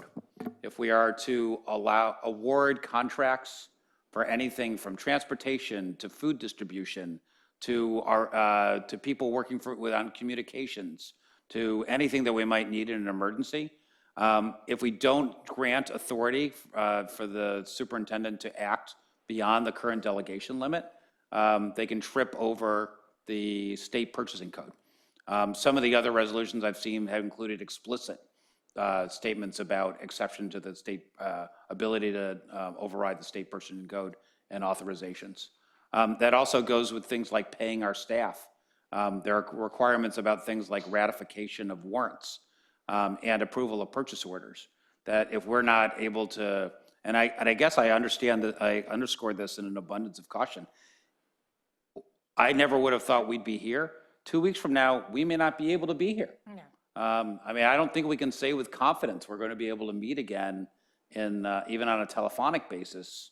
I wouldn't want to bet our whole district on that certainty. So I think those are some of the things that I saw. Dr. Austin, do you want to add? No, I think you captured it perfectly. So thank you for that. The resolution itself and the notification, proviso that you pointed to, is in a way more restrictive with respect to notification than the board policy that you read, right? Because the board policy seems to require notification after the fact, and this policy seems to require that it happen before or sort of simultaneous with the action. Is that how you're interpreting it, or is that how I should interpret it? Is that directed at me or Mr.? Or whoever What's I'll, Dr. I'll Austin? take that. Yes, that is my interpretation. And actually, to be slightly more technical, my interpretation is unless there is appropriate notification of the board, either then or soon after, it's unauthorized. So the issue isn't whether he takes the action, the issue is whether the action's authorized. And so if he fails to communicate it timely, and I would read it, it says upon appropriately notifying, that's when it becomes authorized. Until he communicates to it, it's not authorized. So that's my interpretation of, I think there were clever legal drafting agents involved in this. And so I think that's what's intended in the way that's drafted. So what's intended is that the superintendent is required, and I'm interested to know whether Dr. Austin agrees with this interpretation because he's the one that's going to be acting. Good point. Oh, yeah, absolutely. Again, this isn't for doing the daily business of the district. This is for doing something pretty, it'd be an outlier decision. It'd be something that we're not being able to look out in the future and predict and plan for like we typically would. So there'd be so few of these, if any, during this time period. That would certainly be communicated more likely simultaneously. Yeah, and I just would ask, I do intend to support this. And I appreciate the notification requirement. I think it's important that we do have a proviso for the board to, make decisions in emergency situations, right? We had an emergency board meeting last week. And I think that it's important that the notification actually be a notification and not a sort of a floating of a possible direction, and then upon prior consultation of the board, we have that would be a slippery slope we don't want to go down, I think. And since we already have a provision that lets us meet on very short notice to have a public discussion, I expect that this will truly be notifications of decisions that the superintendent has made, and not taking the temperature of board members. Yeah, that's certainly my interpretation. Okay. All right. Is that I don't know what that was. Other comments, questions on this? Okay, what I would like to do then is propose the following, and Ms. Chow will tell me if I'm doing this correctly. I'd like to, well, first, I'd like to move the resolution. Is there a second? A second. Okay, I'd like to amend the resolution I'd like to direct staff to amend the resolution to reflect the following items, which they, in their discretion, can make sure are captured appropriately. Great. And the two items are, one, in the recitals, as a result of the shelter-in-place order due to the COVID-19 pandemic, the board has also determined that it is in the best interest of the district to withdraw the partial tax election, as the order has prevented voter outreach, and the board has informed the Register of Voters supports the withdrawal. So that's part one of the amendment. And then part two of the amendment is, further resolved, the board hereby withdraws the partial tax election, and further to the delegation of authority to the superintendent or his designee in the resolution, delegates authority to the superintendent or his designee to, one, amend this resolution as necessary to give effect to the board's withdrawal of the partial tax due to COVID-19 pandemic and the shelter-in-place order, and two, file a writ of mandate and joint stipulation with the Register of Voters for an order withdrawing the partial tax election.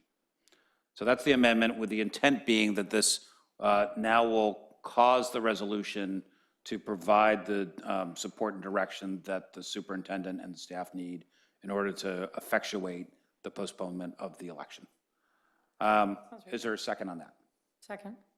Okay, any discussion on the amendment? Yeah, I wonder if the word withdraw and postpone, if postpone could be put in there. You just said it, but that wasn't part of the language that you suggested. Yes, it was in the language. I'm turning to Ms. Chow. What do you think, Ms. Chow? So because we're talking about the May 5th election, we do need to withdraw from that election.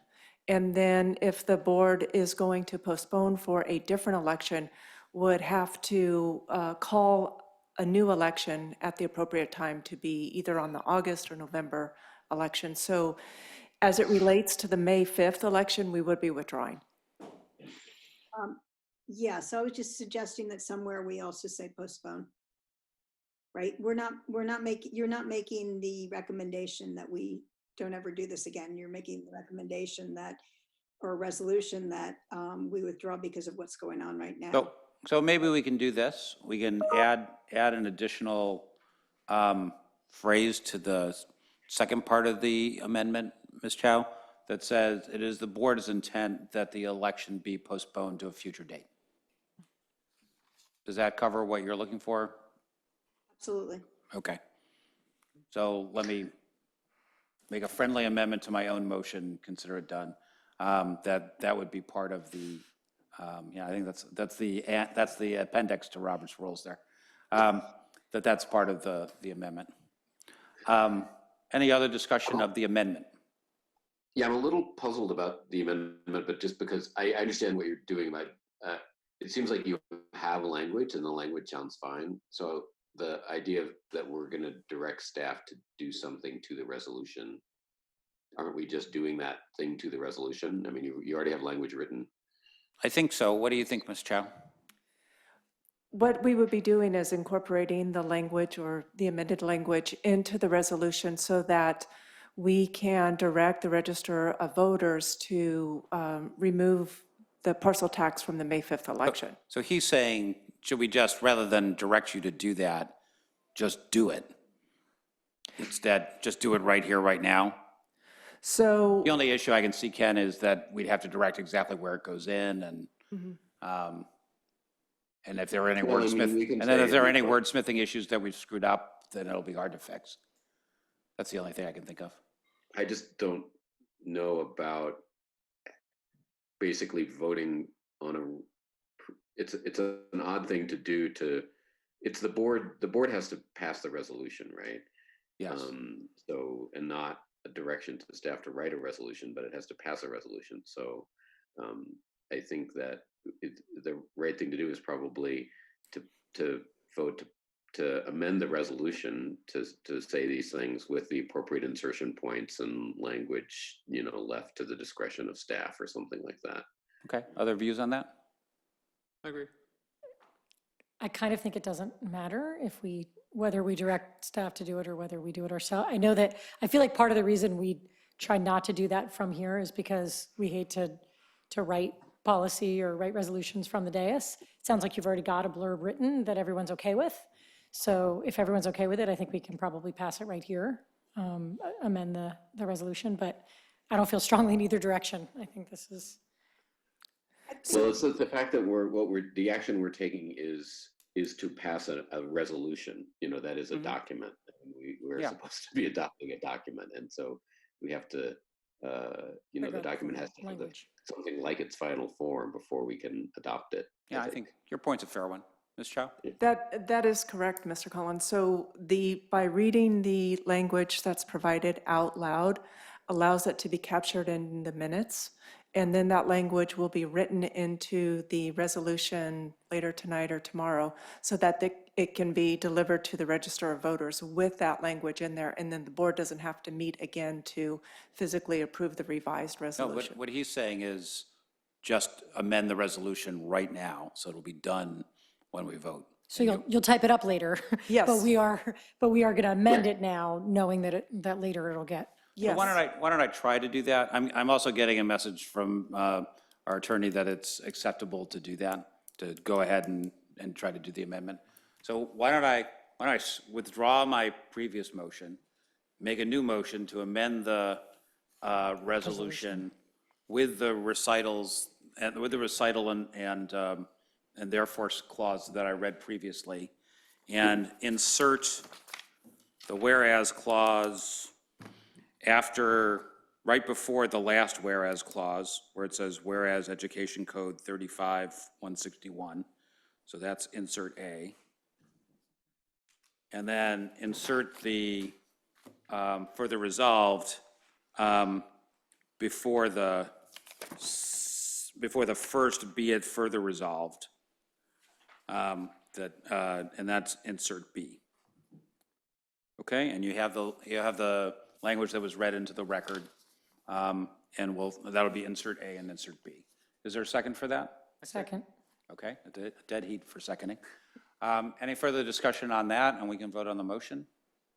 On the amendment, rather? Okay. On the amendment, okay. We need to do a roll call vote. Ms. Baden-Caswell. Aye. Mr. Dauber. Aye. Ms. DeBrienza. Aye. Mr. Durant. Aye. I also vote aye, so unanimous on the amendment.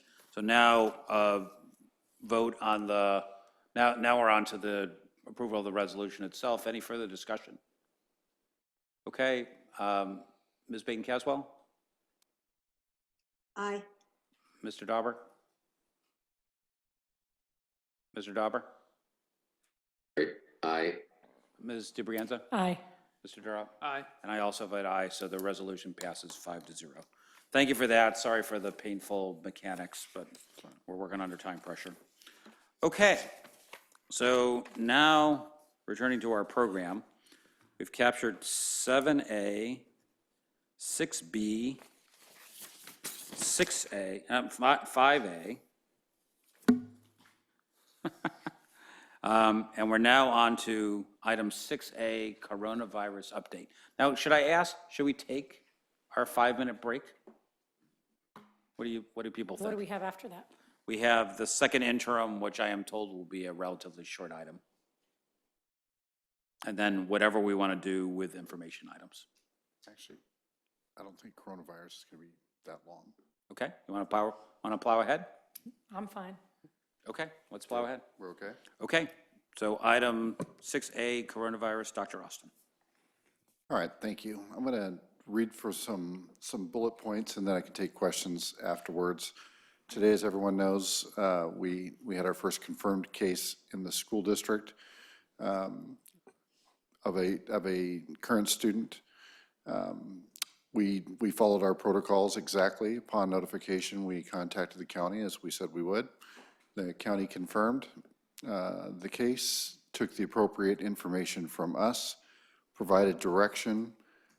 We had notification out to parents and staff somewhere around noon today, and that was with all of us working from different locations, which is a unique challenge. I had a personal conversation with Public Health Department lead, Sarah Cody, who made it very clear that with the spread of the virus across the entire county, that this is no longer the type of story that it would have been a month ago, meaning that at this point in time in the county, they're not even trying to track down how the virus was spread, meaning did it come from travel or did it happen here in the United States? It's no longer even a question they ask. They don't even ask questions about could it have been contained differently. It is now just a reality that the coronavirus is going to spread across the county and the nation.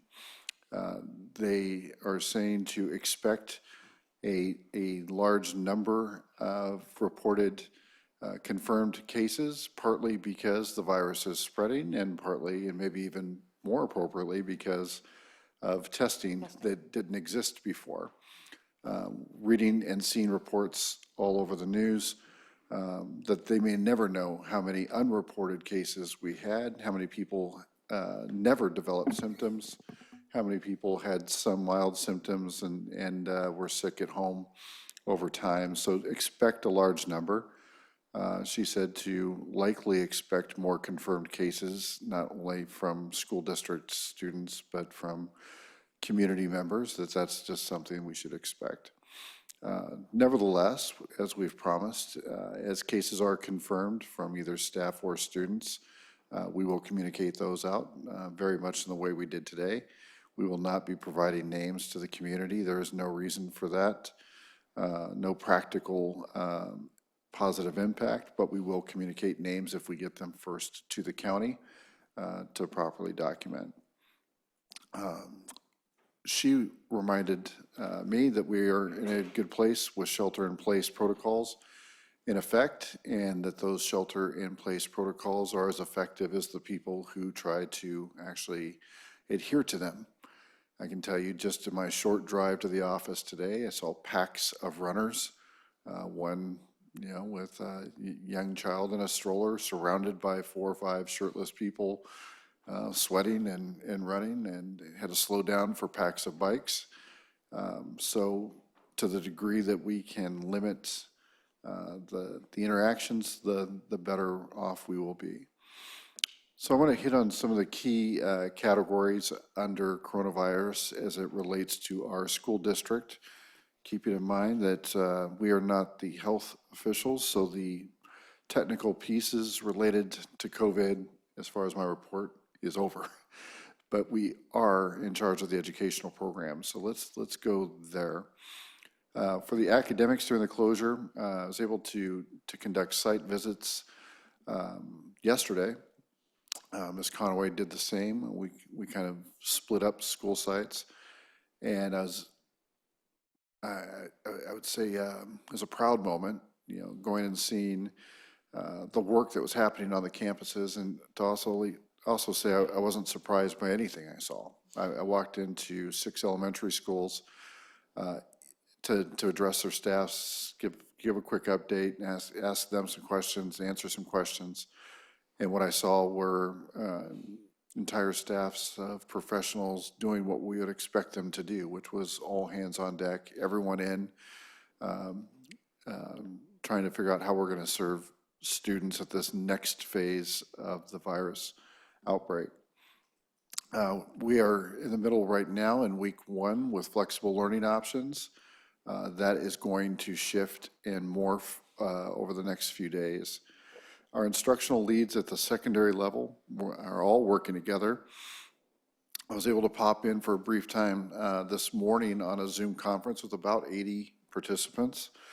Again, well organized. Ms. Ofek was running that meeting, working on how we can move forward and have the best services that we can guarantee for students and that we have the capacity to handle.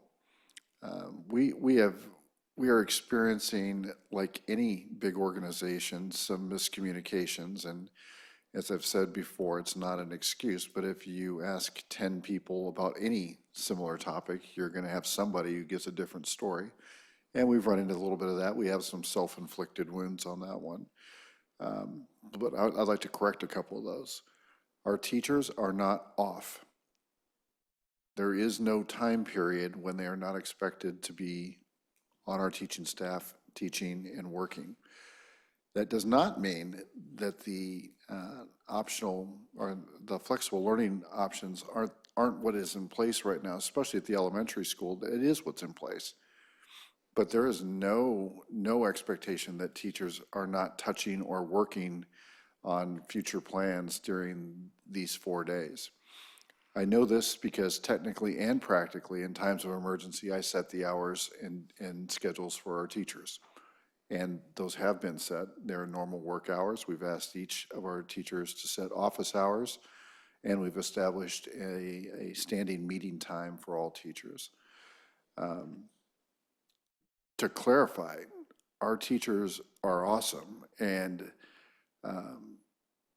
that's the miscommunication that's going to start chipping away at the morale and the ability of our staff to continue to doing work. Our staff is working, okay? And again, there were some things, and as Ms. Chow had said earlier, it's great when our principals can take a message and break it down to that next level. It makes it feel more real. It's also true that every retelling of a story gets changed slightly. And for one superintendent to have an executive cabinet of 6, there's 7 opportunities, or at least 6. And then you go and you add another 18 principals, okay, that number starts to grow, but then you throw in 800 teachers. There is no possible way that that story is going to be communicated exactly the same in every case. So apologize to that to some degree, but also it just should be an expectation that there's going to be some miscommunication. Now, the next part is more education-based. Lockstep districts, districts that have lockstep curriculum and instruction, pacing guides, where everything lines up the same every single day, are better prepared for things like this. Okay, so when we miss extended periods of time, which is not one of the things that you're really planning for in the beginning of any school year, if you're a lockstep district, your mentality, this is pretty easy. You just push out the same curriculum for everybody, it's canned, and you just go. We're not that district.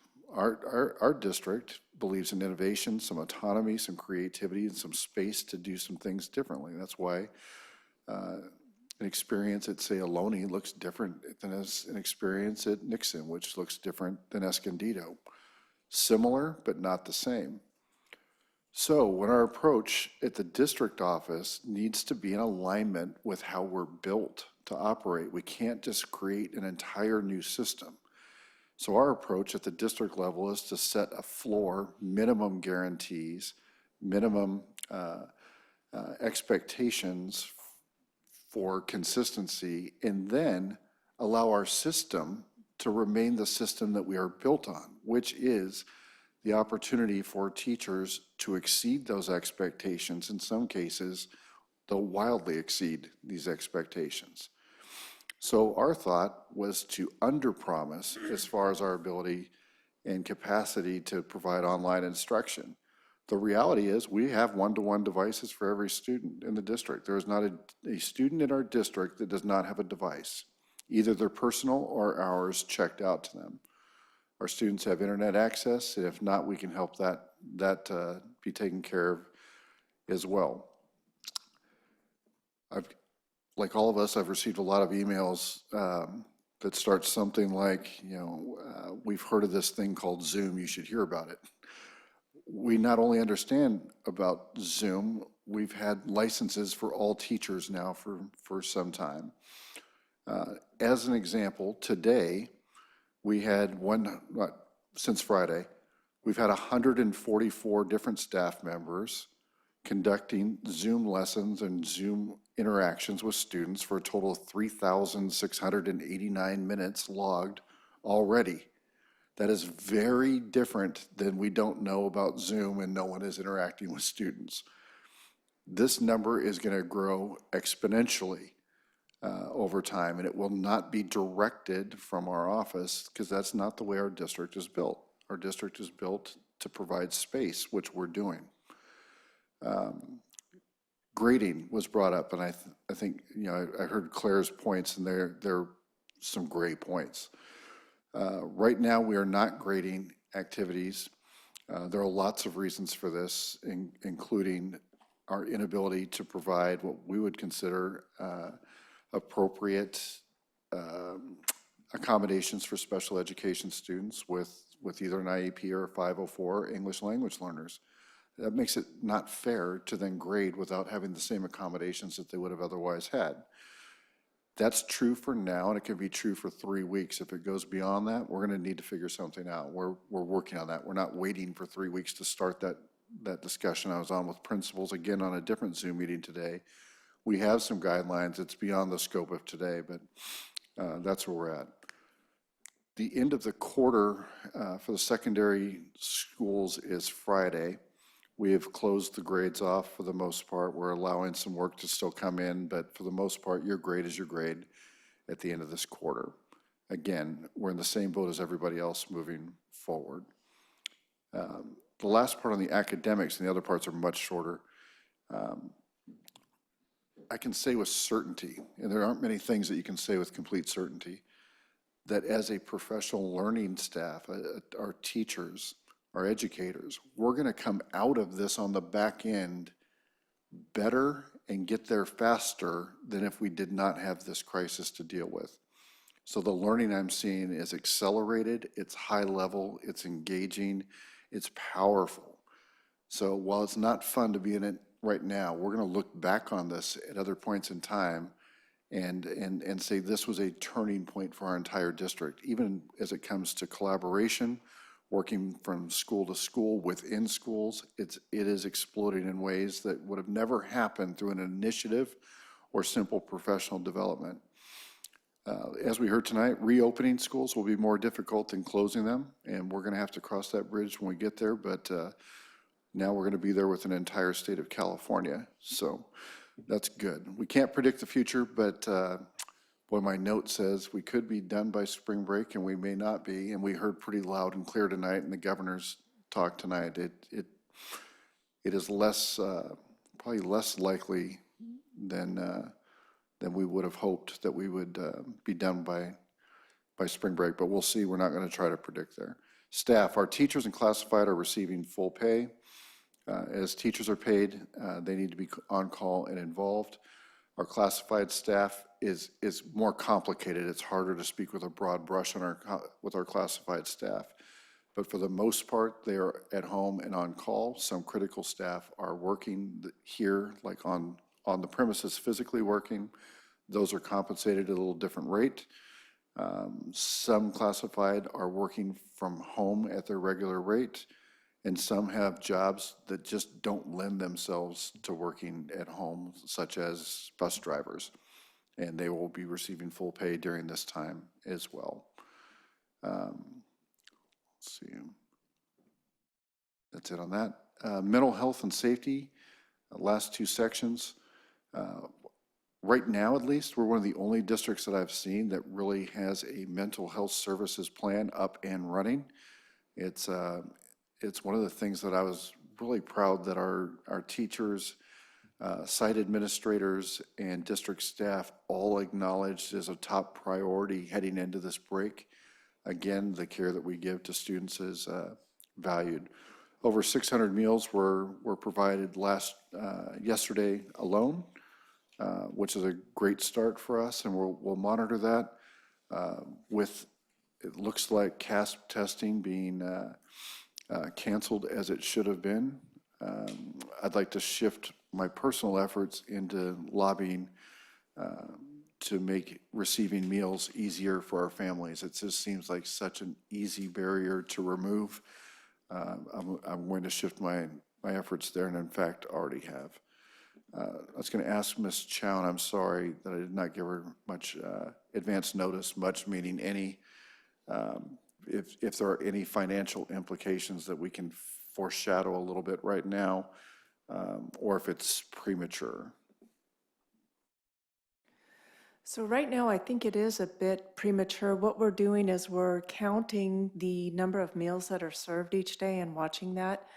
And we want to be responsive to if we need to expand the sites and increase the number of the sites that we're providing for distribution of the lunches, or if we need to do things differently. So fortunately, we have a very dedicated team of food service workers that are out there on the lines and serving the families.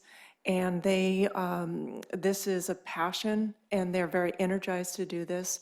And so I think they have flexibility in mind as well, and they're on board to do whatever is needed to serve the students. That's it. We can take questions or comments.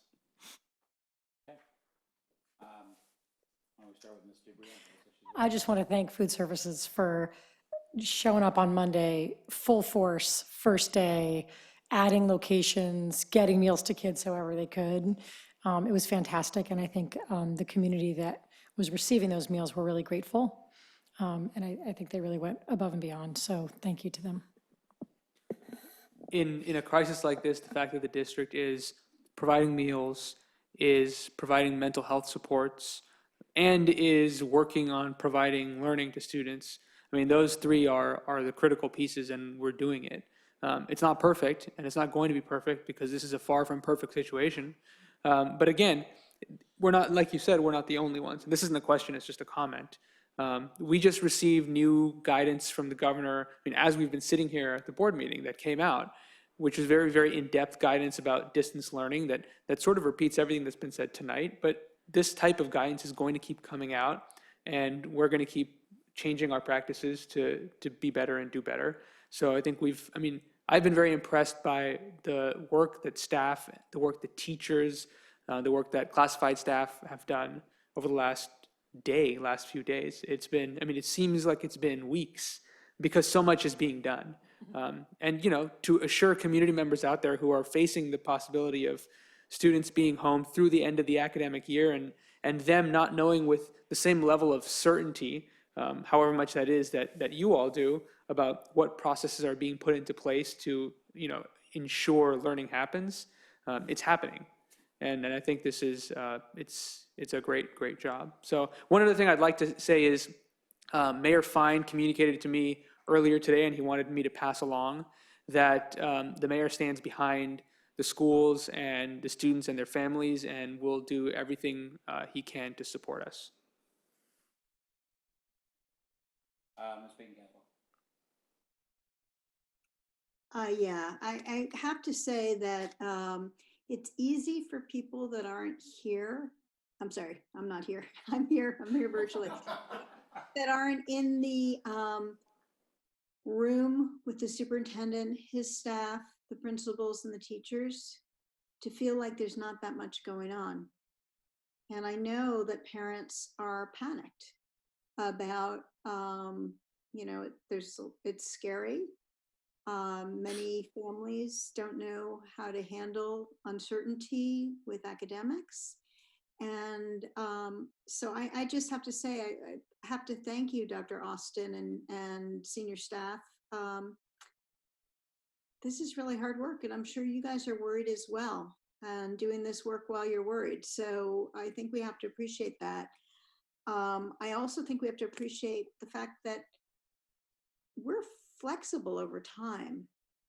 And I think sometimes when you get places that are everyone's in lockstep, there's not flexibility over time. We said something and that's how we're going to do it. We're never going to change it.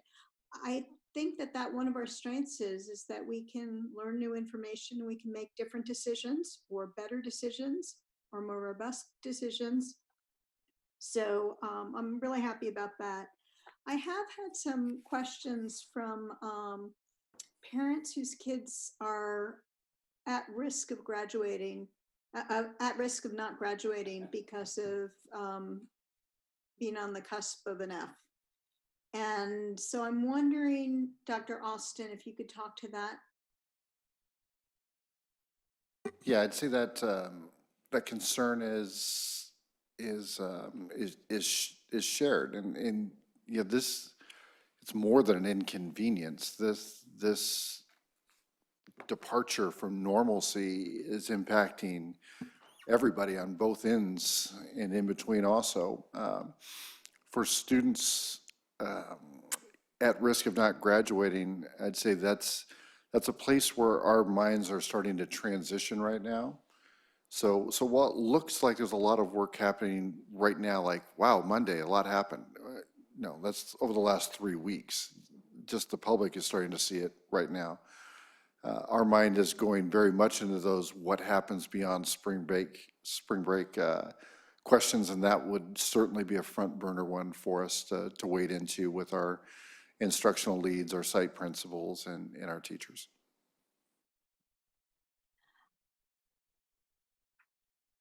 Can I ask another question here? I think that's good to hear, Dr. Austin. I think we looked at the DNF report last meeting because we think that's important to pay attention to that, and particularly for our seniors. I think we need to be on it earlier rather than later. I just want to give a call out to our students, our student leadership. I know they're not here anymore, but I'm going to make that call out anyway. The fact that students are standing up and organizing things in order to create some structure and some benefit for not just themselves, but their peers and younger students, I think that's amazing. And for many students, they'll learn more from this than anything else. Many of the students that are stepping up to organize this, and also some of the students that are participating, because there are opportunities to see that you can make a difference as an individual, as a student, individual, as a kid. So I do want to call that out, and I look forward to hearing more about the things that Ms. Chang talked to us about during her report at the beginning of the meeting. Great, Mr. Dauber. I don't have questions. I have really appreciated, and I just want to say it so that Dr. Austin and senior staff can hear, the focus on execution and clarity and the sort of straightforward communication that has happened. I think it's been, really inspiring and comforting, at least to me, and I think to the community, to see the district operating at this level of competence. And so I just want to give you that feedback. Great. I don't have a lot to add.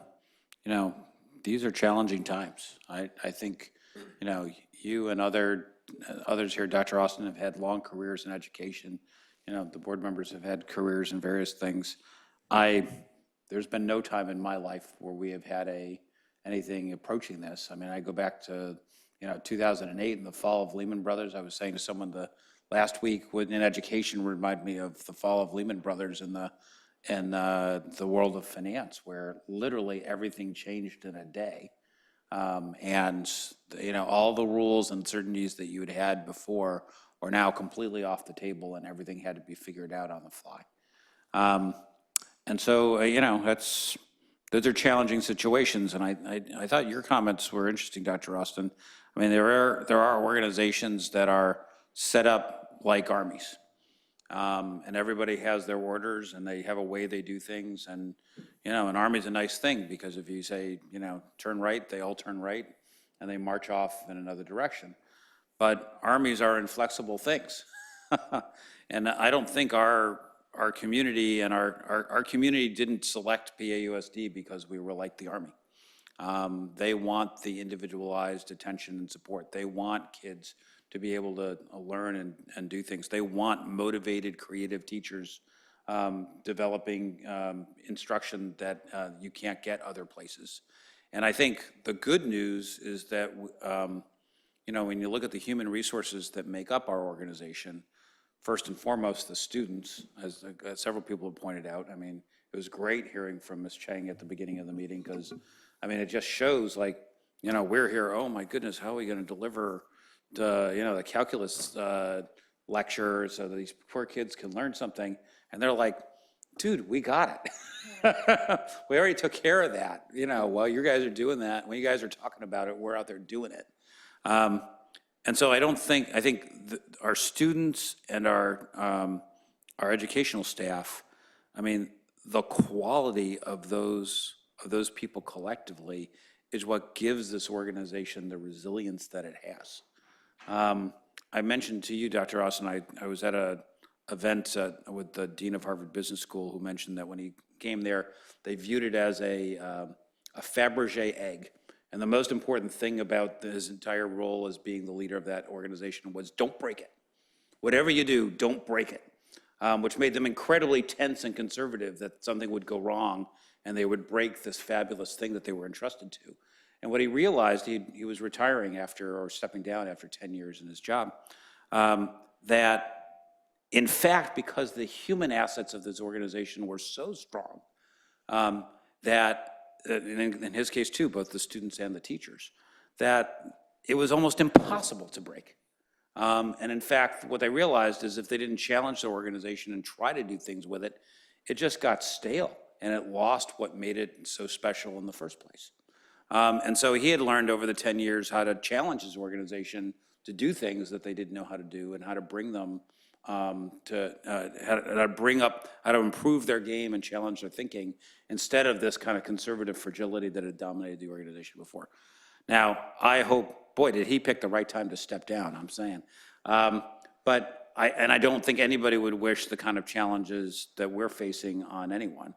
But I do think this is the kind of challenge where organizations like ours can really shine, because we do have resources and capabilities, especially in our human assets, that are, the best in the world.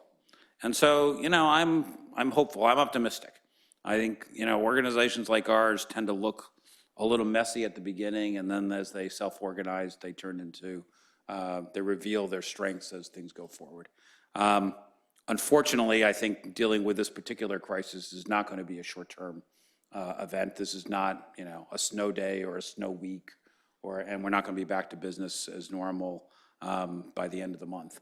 So, I think as we try to be resilient and use the resources that we have, I'm hopeful that we're going to acquit ourselves well under challenging circumstances. And I'm especially pleased with, how our students and families are stepping up and how our community is stepping up to serve everyone and try to take care of everyone. Because that's where our community can differentiate itself and take care of itself and its students by stepping up as a community and coming at this, not just as the school saying this is what we shall do and you shall take it, but by the community stepping forward and saying, let's solve different problems different ways. So anyway.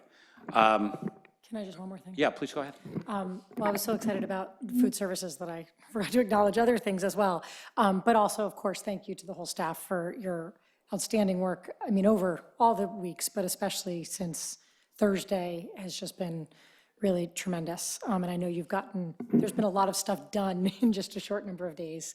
And thank you. And Dr. Austin, thank you for that update. As you stated, I think messages get twisted and lost and confused, and especially we're in a crisis, right? Anxiety is high and tensions are high, and they're probably even higher among parents and students that are that high school age that know that they're big hoops that they're about to be jumping through. And so what does that mean? So I think just the more communication we can provide, the better. And yesterday's communication was a big one with a lot of info. And this also clarified some important things, I think. So I look forward to us making sure we're really keeping families in the loop as we proceed and as we get more information, right? We're going to get different directives from Sacramento and from the county and maybe different waivers for what we can provide when and how. So continued communication, I think, is really key. So thank you for that. We did have one public comment card come in as we were discussing this, so why don't we do that now? Meb Steiner. Good evening, thank you. Meb Steiner, this time as president of CSEA, and not just not purely a community member.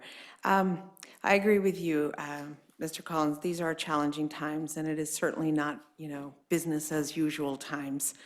But in India, we have this expression that when you beat iron, it becomes steel. So if we can get through this together, it's definitely difficult. I also agree that there is a lot of anxiety out there and concerns and questions, and I think sometimes some of the miscommunication happens when we're not able to hear that because in that crisis moment, we're not processing information. So I think trying to consistency of message and getting the message out and having a place for questions to come into would be very, very helpful. I also really want to appreciate the collaborative partnership Ms. Chow and Ms. Hendricks have been meeting with myself and also with Ms. Baldwin, and we've just been in communication all the time, and I think it's really critical that we continue to stay connected as we figure out the impacts of this rapidly evolving situation. We've got directives from all different sides. We've got, health things changing. I do want to appreciate that employees are being paid. It's so critical. The national conversation, plenty of people are hearing it because it's not only about, having people stay home, but you're only able to stay home if you can get paid and not worry about whether you feed your family or pay your rent. So with that economic security, we can follow the social distancing and make sure our schools, our communities, our kids, and all of us are safe. I don't want to forget about our many, many employees who are not in either bargaining unit. They're not teachers, they're not administrators. We rely on a whole host of folks in this district that are hourly. Our Spectra art teachers don't fall in either group. We have some campus supervisors, some of our substitutes. They too need our support. And I really want to I had a community member reach out and ask who these folks were and how they could support. And so I just want to recognize that and appreciate that. I think folks are going to need a lot of emotional and mental health support as well. We do have an employee assistance program, and I think we should do a little bit of messaging around having folks reach out for that. And I just love the example of our students trying to create their communities. We may be maybe not doing a lot of the things that we were doing, and the stronger and better we are at keeping these safety measures. But we don't need to forget to reach out. I, in fact, went and drove up and picked up my son from San Francisco so he didn't have to shelter in place alone in his studio. Plus, he wasn't prepared for the apocalypse, as he put it, since he didn't go to the grocery store. I apologize, my time is up, but I just want to really emphasize how important it is for all of us to have a generosity of spirit and a generosity of assuming best intentions from people, and being forgiving of our mistakes and things that might not quite go right. And I want to give a special shout out to Ms. Chow and Ms. Hendricks on that, because in our meeting last week, one of the things they said was, this week we really need to take time to let people process this and figure things out and roll things out, and also allow folks to take care of their families and the changing situation. So I remind us once again of the poem that I started with, and I will send a copy because I would like to include that as part of the board record. So thank you so much. Great, thank you. If there's, so this will be our last COVID-19 item. So if there's any last call for anything related to this before we move on to a small number of routine but time-sensitive items. Anything? Okay, then we're done with that, and we'll move on to Ms. Chow and item 5B, the second interim budget report, which, just to explain to everybody, we'll need, and my understanding is we'll need to waive the 2-meeting rule and approve this tonight? That is correct. Okay, because this is due at the end of the month? It's actually due at the 15th of the month, but we have special approval from the county to submit it tomorrow. So we're past the deadline. Okay, so please go ahead. So I'd like to start out by saying tonight's second interim report, by comparison to all the other things that the district is navigating, is rather uneventful, and that's a good thing. At second interim, what we're seeing is an adjustment of revenue based on, current revenue projections that we have received from the county assessor, as well as some current information that we've received from the state related to some special education funding. And then also a revision of expenditures, largely in salary and benefits based on where they're actually occurring, to what was projected in the budget. As we look at the variance between first interim and second interim, what we're looking at is not very much of a variance at all, but rather a very similar situation. The change in revenue between the two periods was an increase of about 1.1 million. And looking at where that increase came from, we can see that it is largely from the increase we received in property taxes of $837,000, as well as that special education funds that I had mentioned from the state. Those special education funds are, of course, restricted funds. Looking at the expenditure side from first interim to second interim, here we're seeing an even smaller difference between the two financial reporting periods. There's a difference of $331,000. And as we move to the next slide, what we see is where those changes and adjustments are occurring. Predominantly, the biggest singular item was the adjustment to the medical insurance premiums. That was an increase to those benefit expenditures. We had some change in where expenditures were occurring in some of our salaries and benefits, where they were not, we weren't able to hire district staff, and in some cases we had to contract out for those. So where you're seeing is a reduction in benefits for those items, and then a corresponding increase to the contracted services. So there's those two net each other out, and that's pretty much what we're seeing in second interim on the expenditure side. When we look at the ending fund balance, based on the increase on the revenues and the increase, the smaller increase on expenditures, we have about 847,000 increase to the ending fund balance at the end of second interim.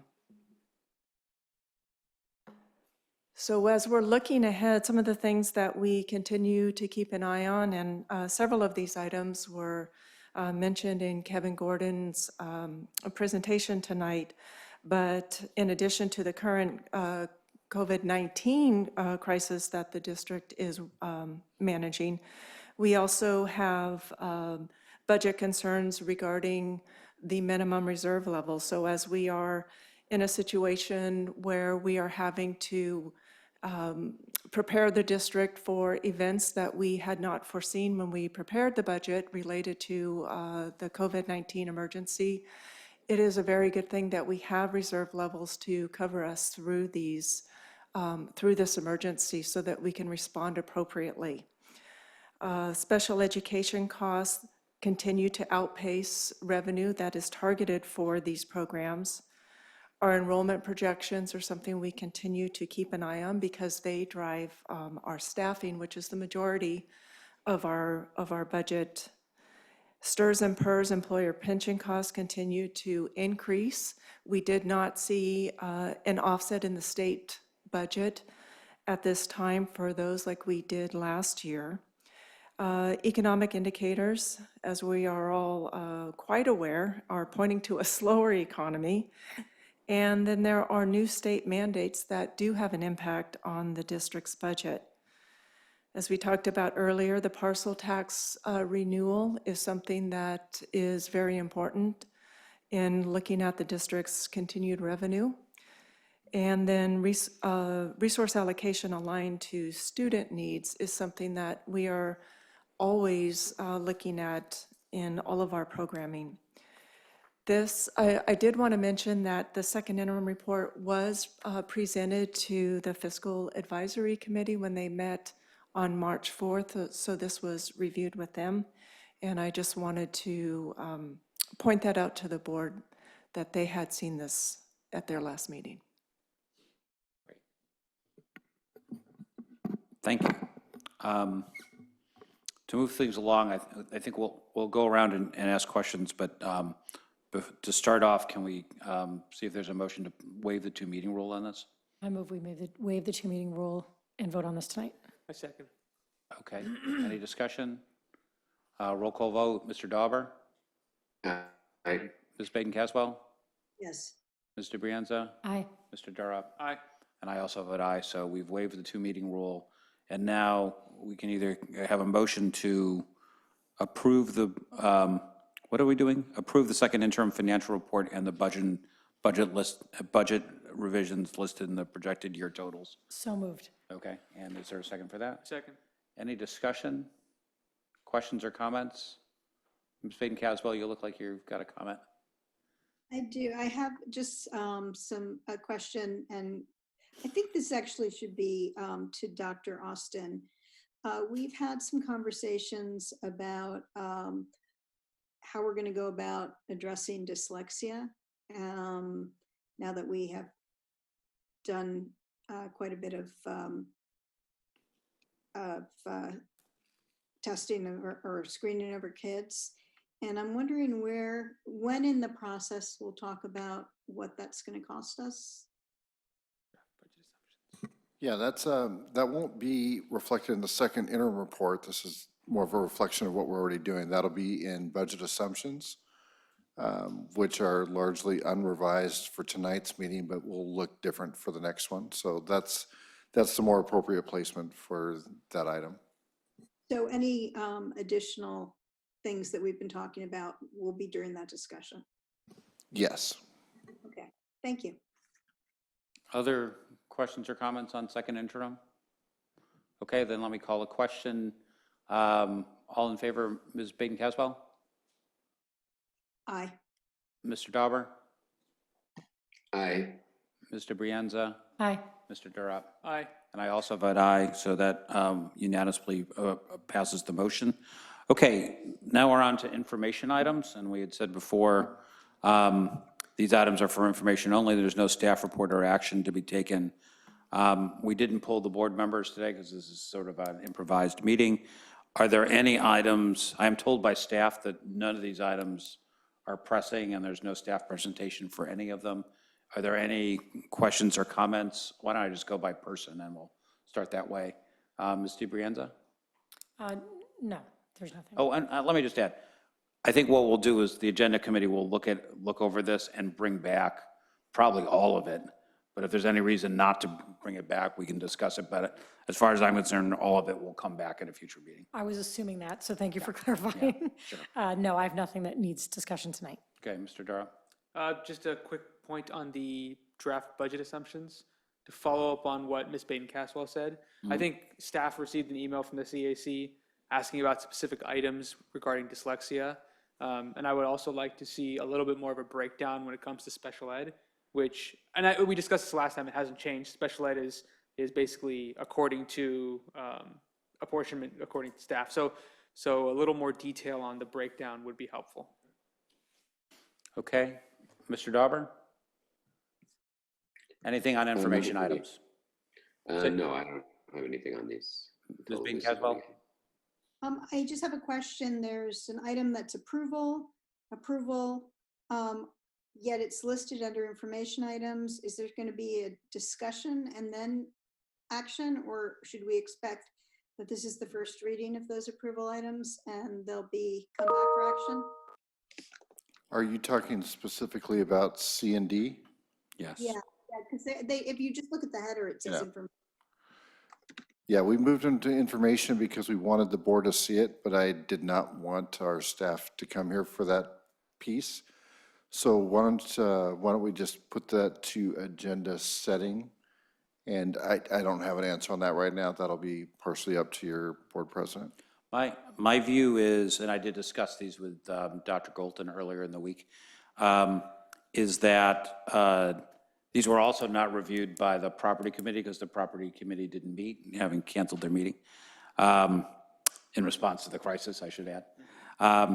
And therefore, unless they are pressing for some logistical reason that I can't really imagine, we'll probably bring them back for first reading, not for approval at this time. Additionally, Fletcher was due on, I think, Wednesday morning. They had a school-wide event planned where they were going to show them and get feedback on them and whatnot, and that had to get canceled.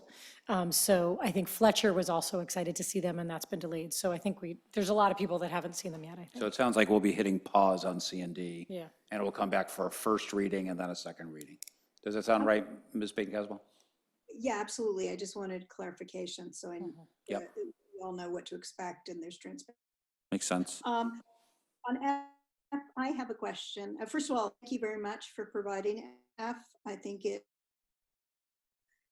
to pay attention to what happens when our students leave and go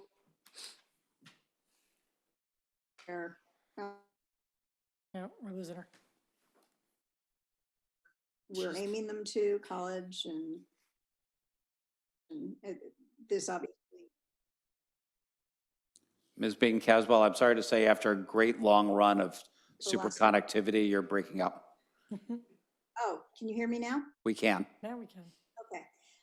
So I thought this was very interesting. I didn't have time to go back and look at last time it was reported to us, which was several years ago. And what I did want to know is if there has been a change in our persistence numbers since the last time we reported that. I know that there's an urban myth that a lot of our students have come back in the last couple of years or transferred, and I don't know if that's different or we're just paying more attention to it now. Two things. We'll get you that information. I'll ask Mr. Kolar to get that, but I can tell you the persistence numbers are the highest I've ever seen. Good. So I was absolutely floored when I saw those numbers. And that's awesome. but there's also an urban myth that they've gotten worse over time. I know they still look fabulous, but so it would be good just for us to know that. I guess in this case, it's a suburban myth. Any, got a little kick out of the staff there. Okay, if there's no other questions or comments on information items, as I say, I think virtually all of these will be brought back since we're not in a position to have meaningful discussion on them. Okay, so why don't we move on to board operations? Mr. Brienza, anything? No. No?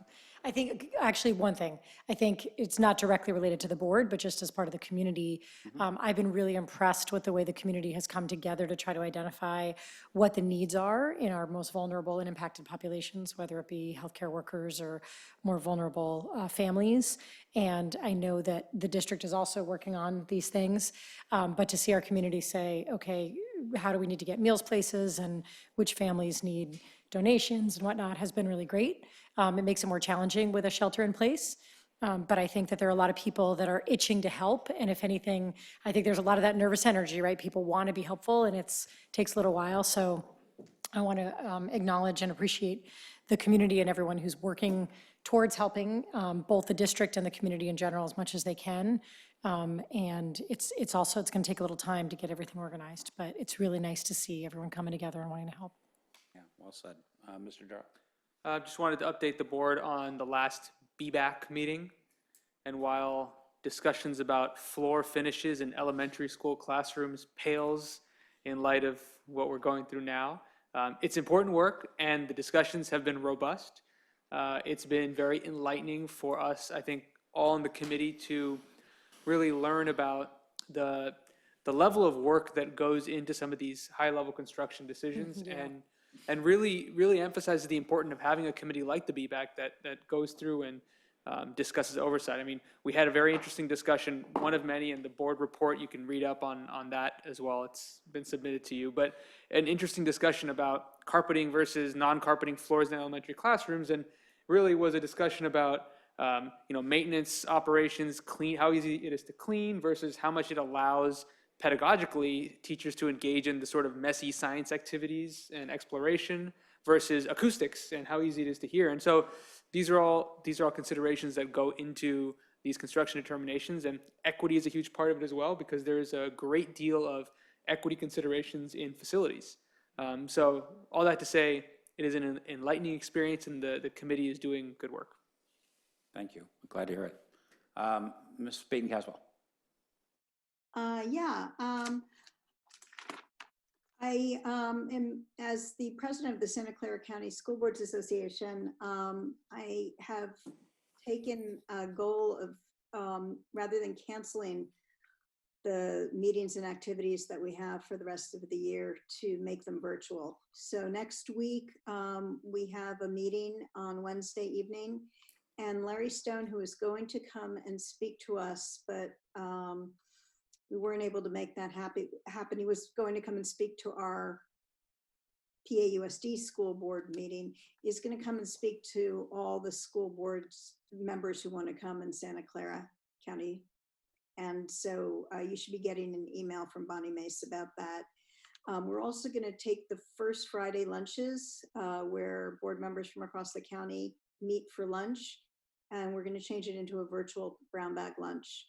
And we'll be bringing someone to answer questions that people might have. It probably is not obvious to folks in the community, but school board members across the county have many of them have very similar concerns and questions right now, and it's really helpful for people to get together and be able to talk about some of those things.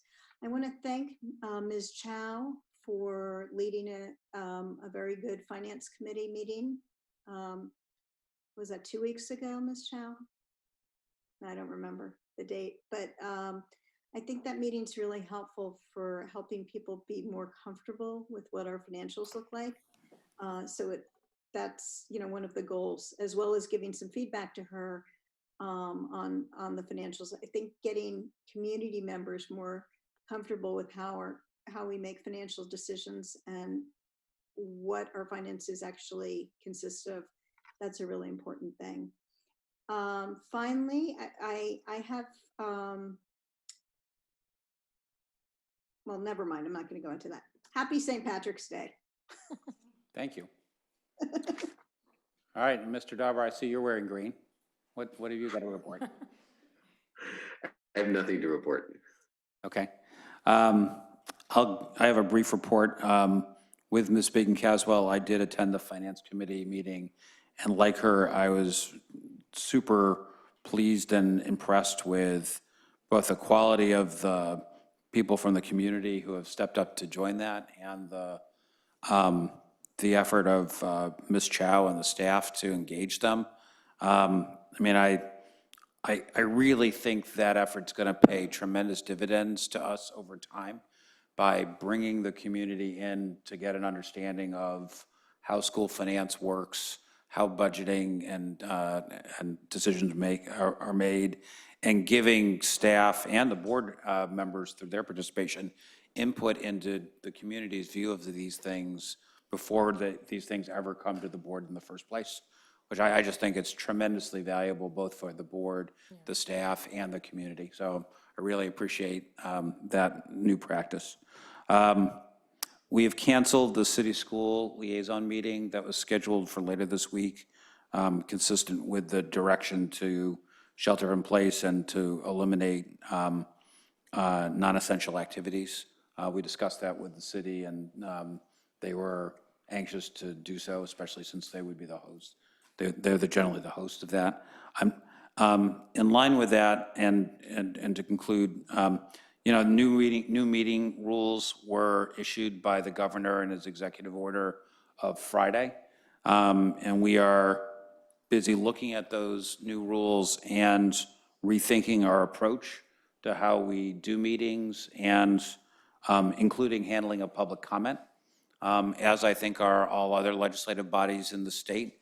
And we're anxiously looking and actively looking at what others are doing and trying to figure out if there are new and different ways that we can organize our activities that make it safer and more convenient for staff, for the community, for board members to both attend meetings either in person or virtually, or and to participate in the meetings through public comment. So, you know, stay tuned. We'll work through that. And hopefully by the time we get to our next meeting, whenever that may be, hopefully the regularly scheduled one, we may have some new practices to try out that will, you know, reflect our current condition and make things make things more effective. We're definitely looking for ideas and looking what other, as is everybody else. There's an active community of people, of school board members and their assistant and superintendents and so on, looking for ways to do this under the new conditions. If there are no other comments and no other business, Ms. Baden-Caswell, I saw the pursed lips. I'm sorry. I forgot. Please go ahead.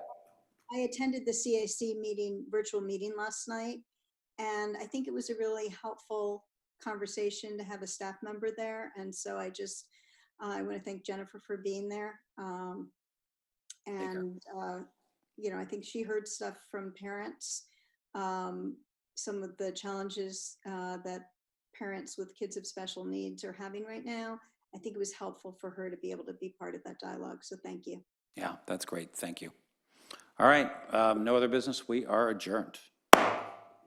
Stay safe.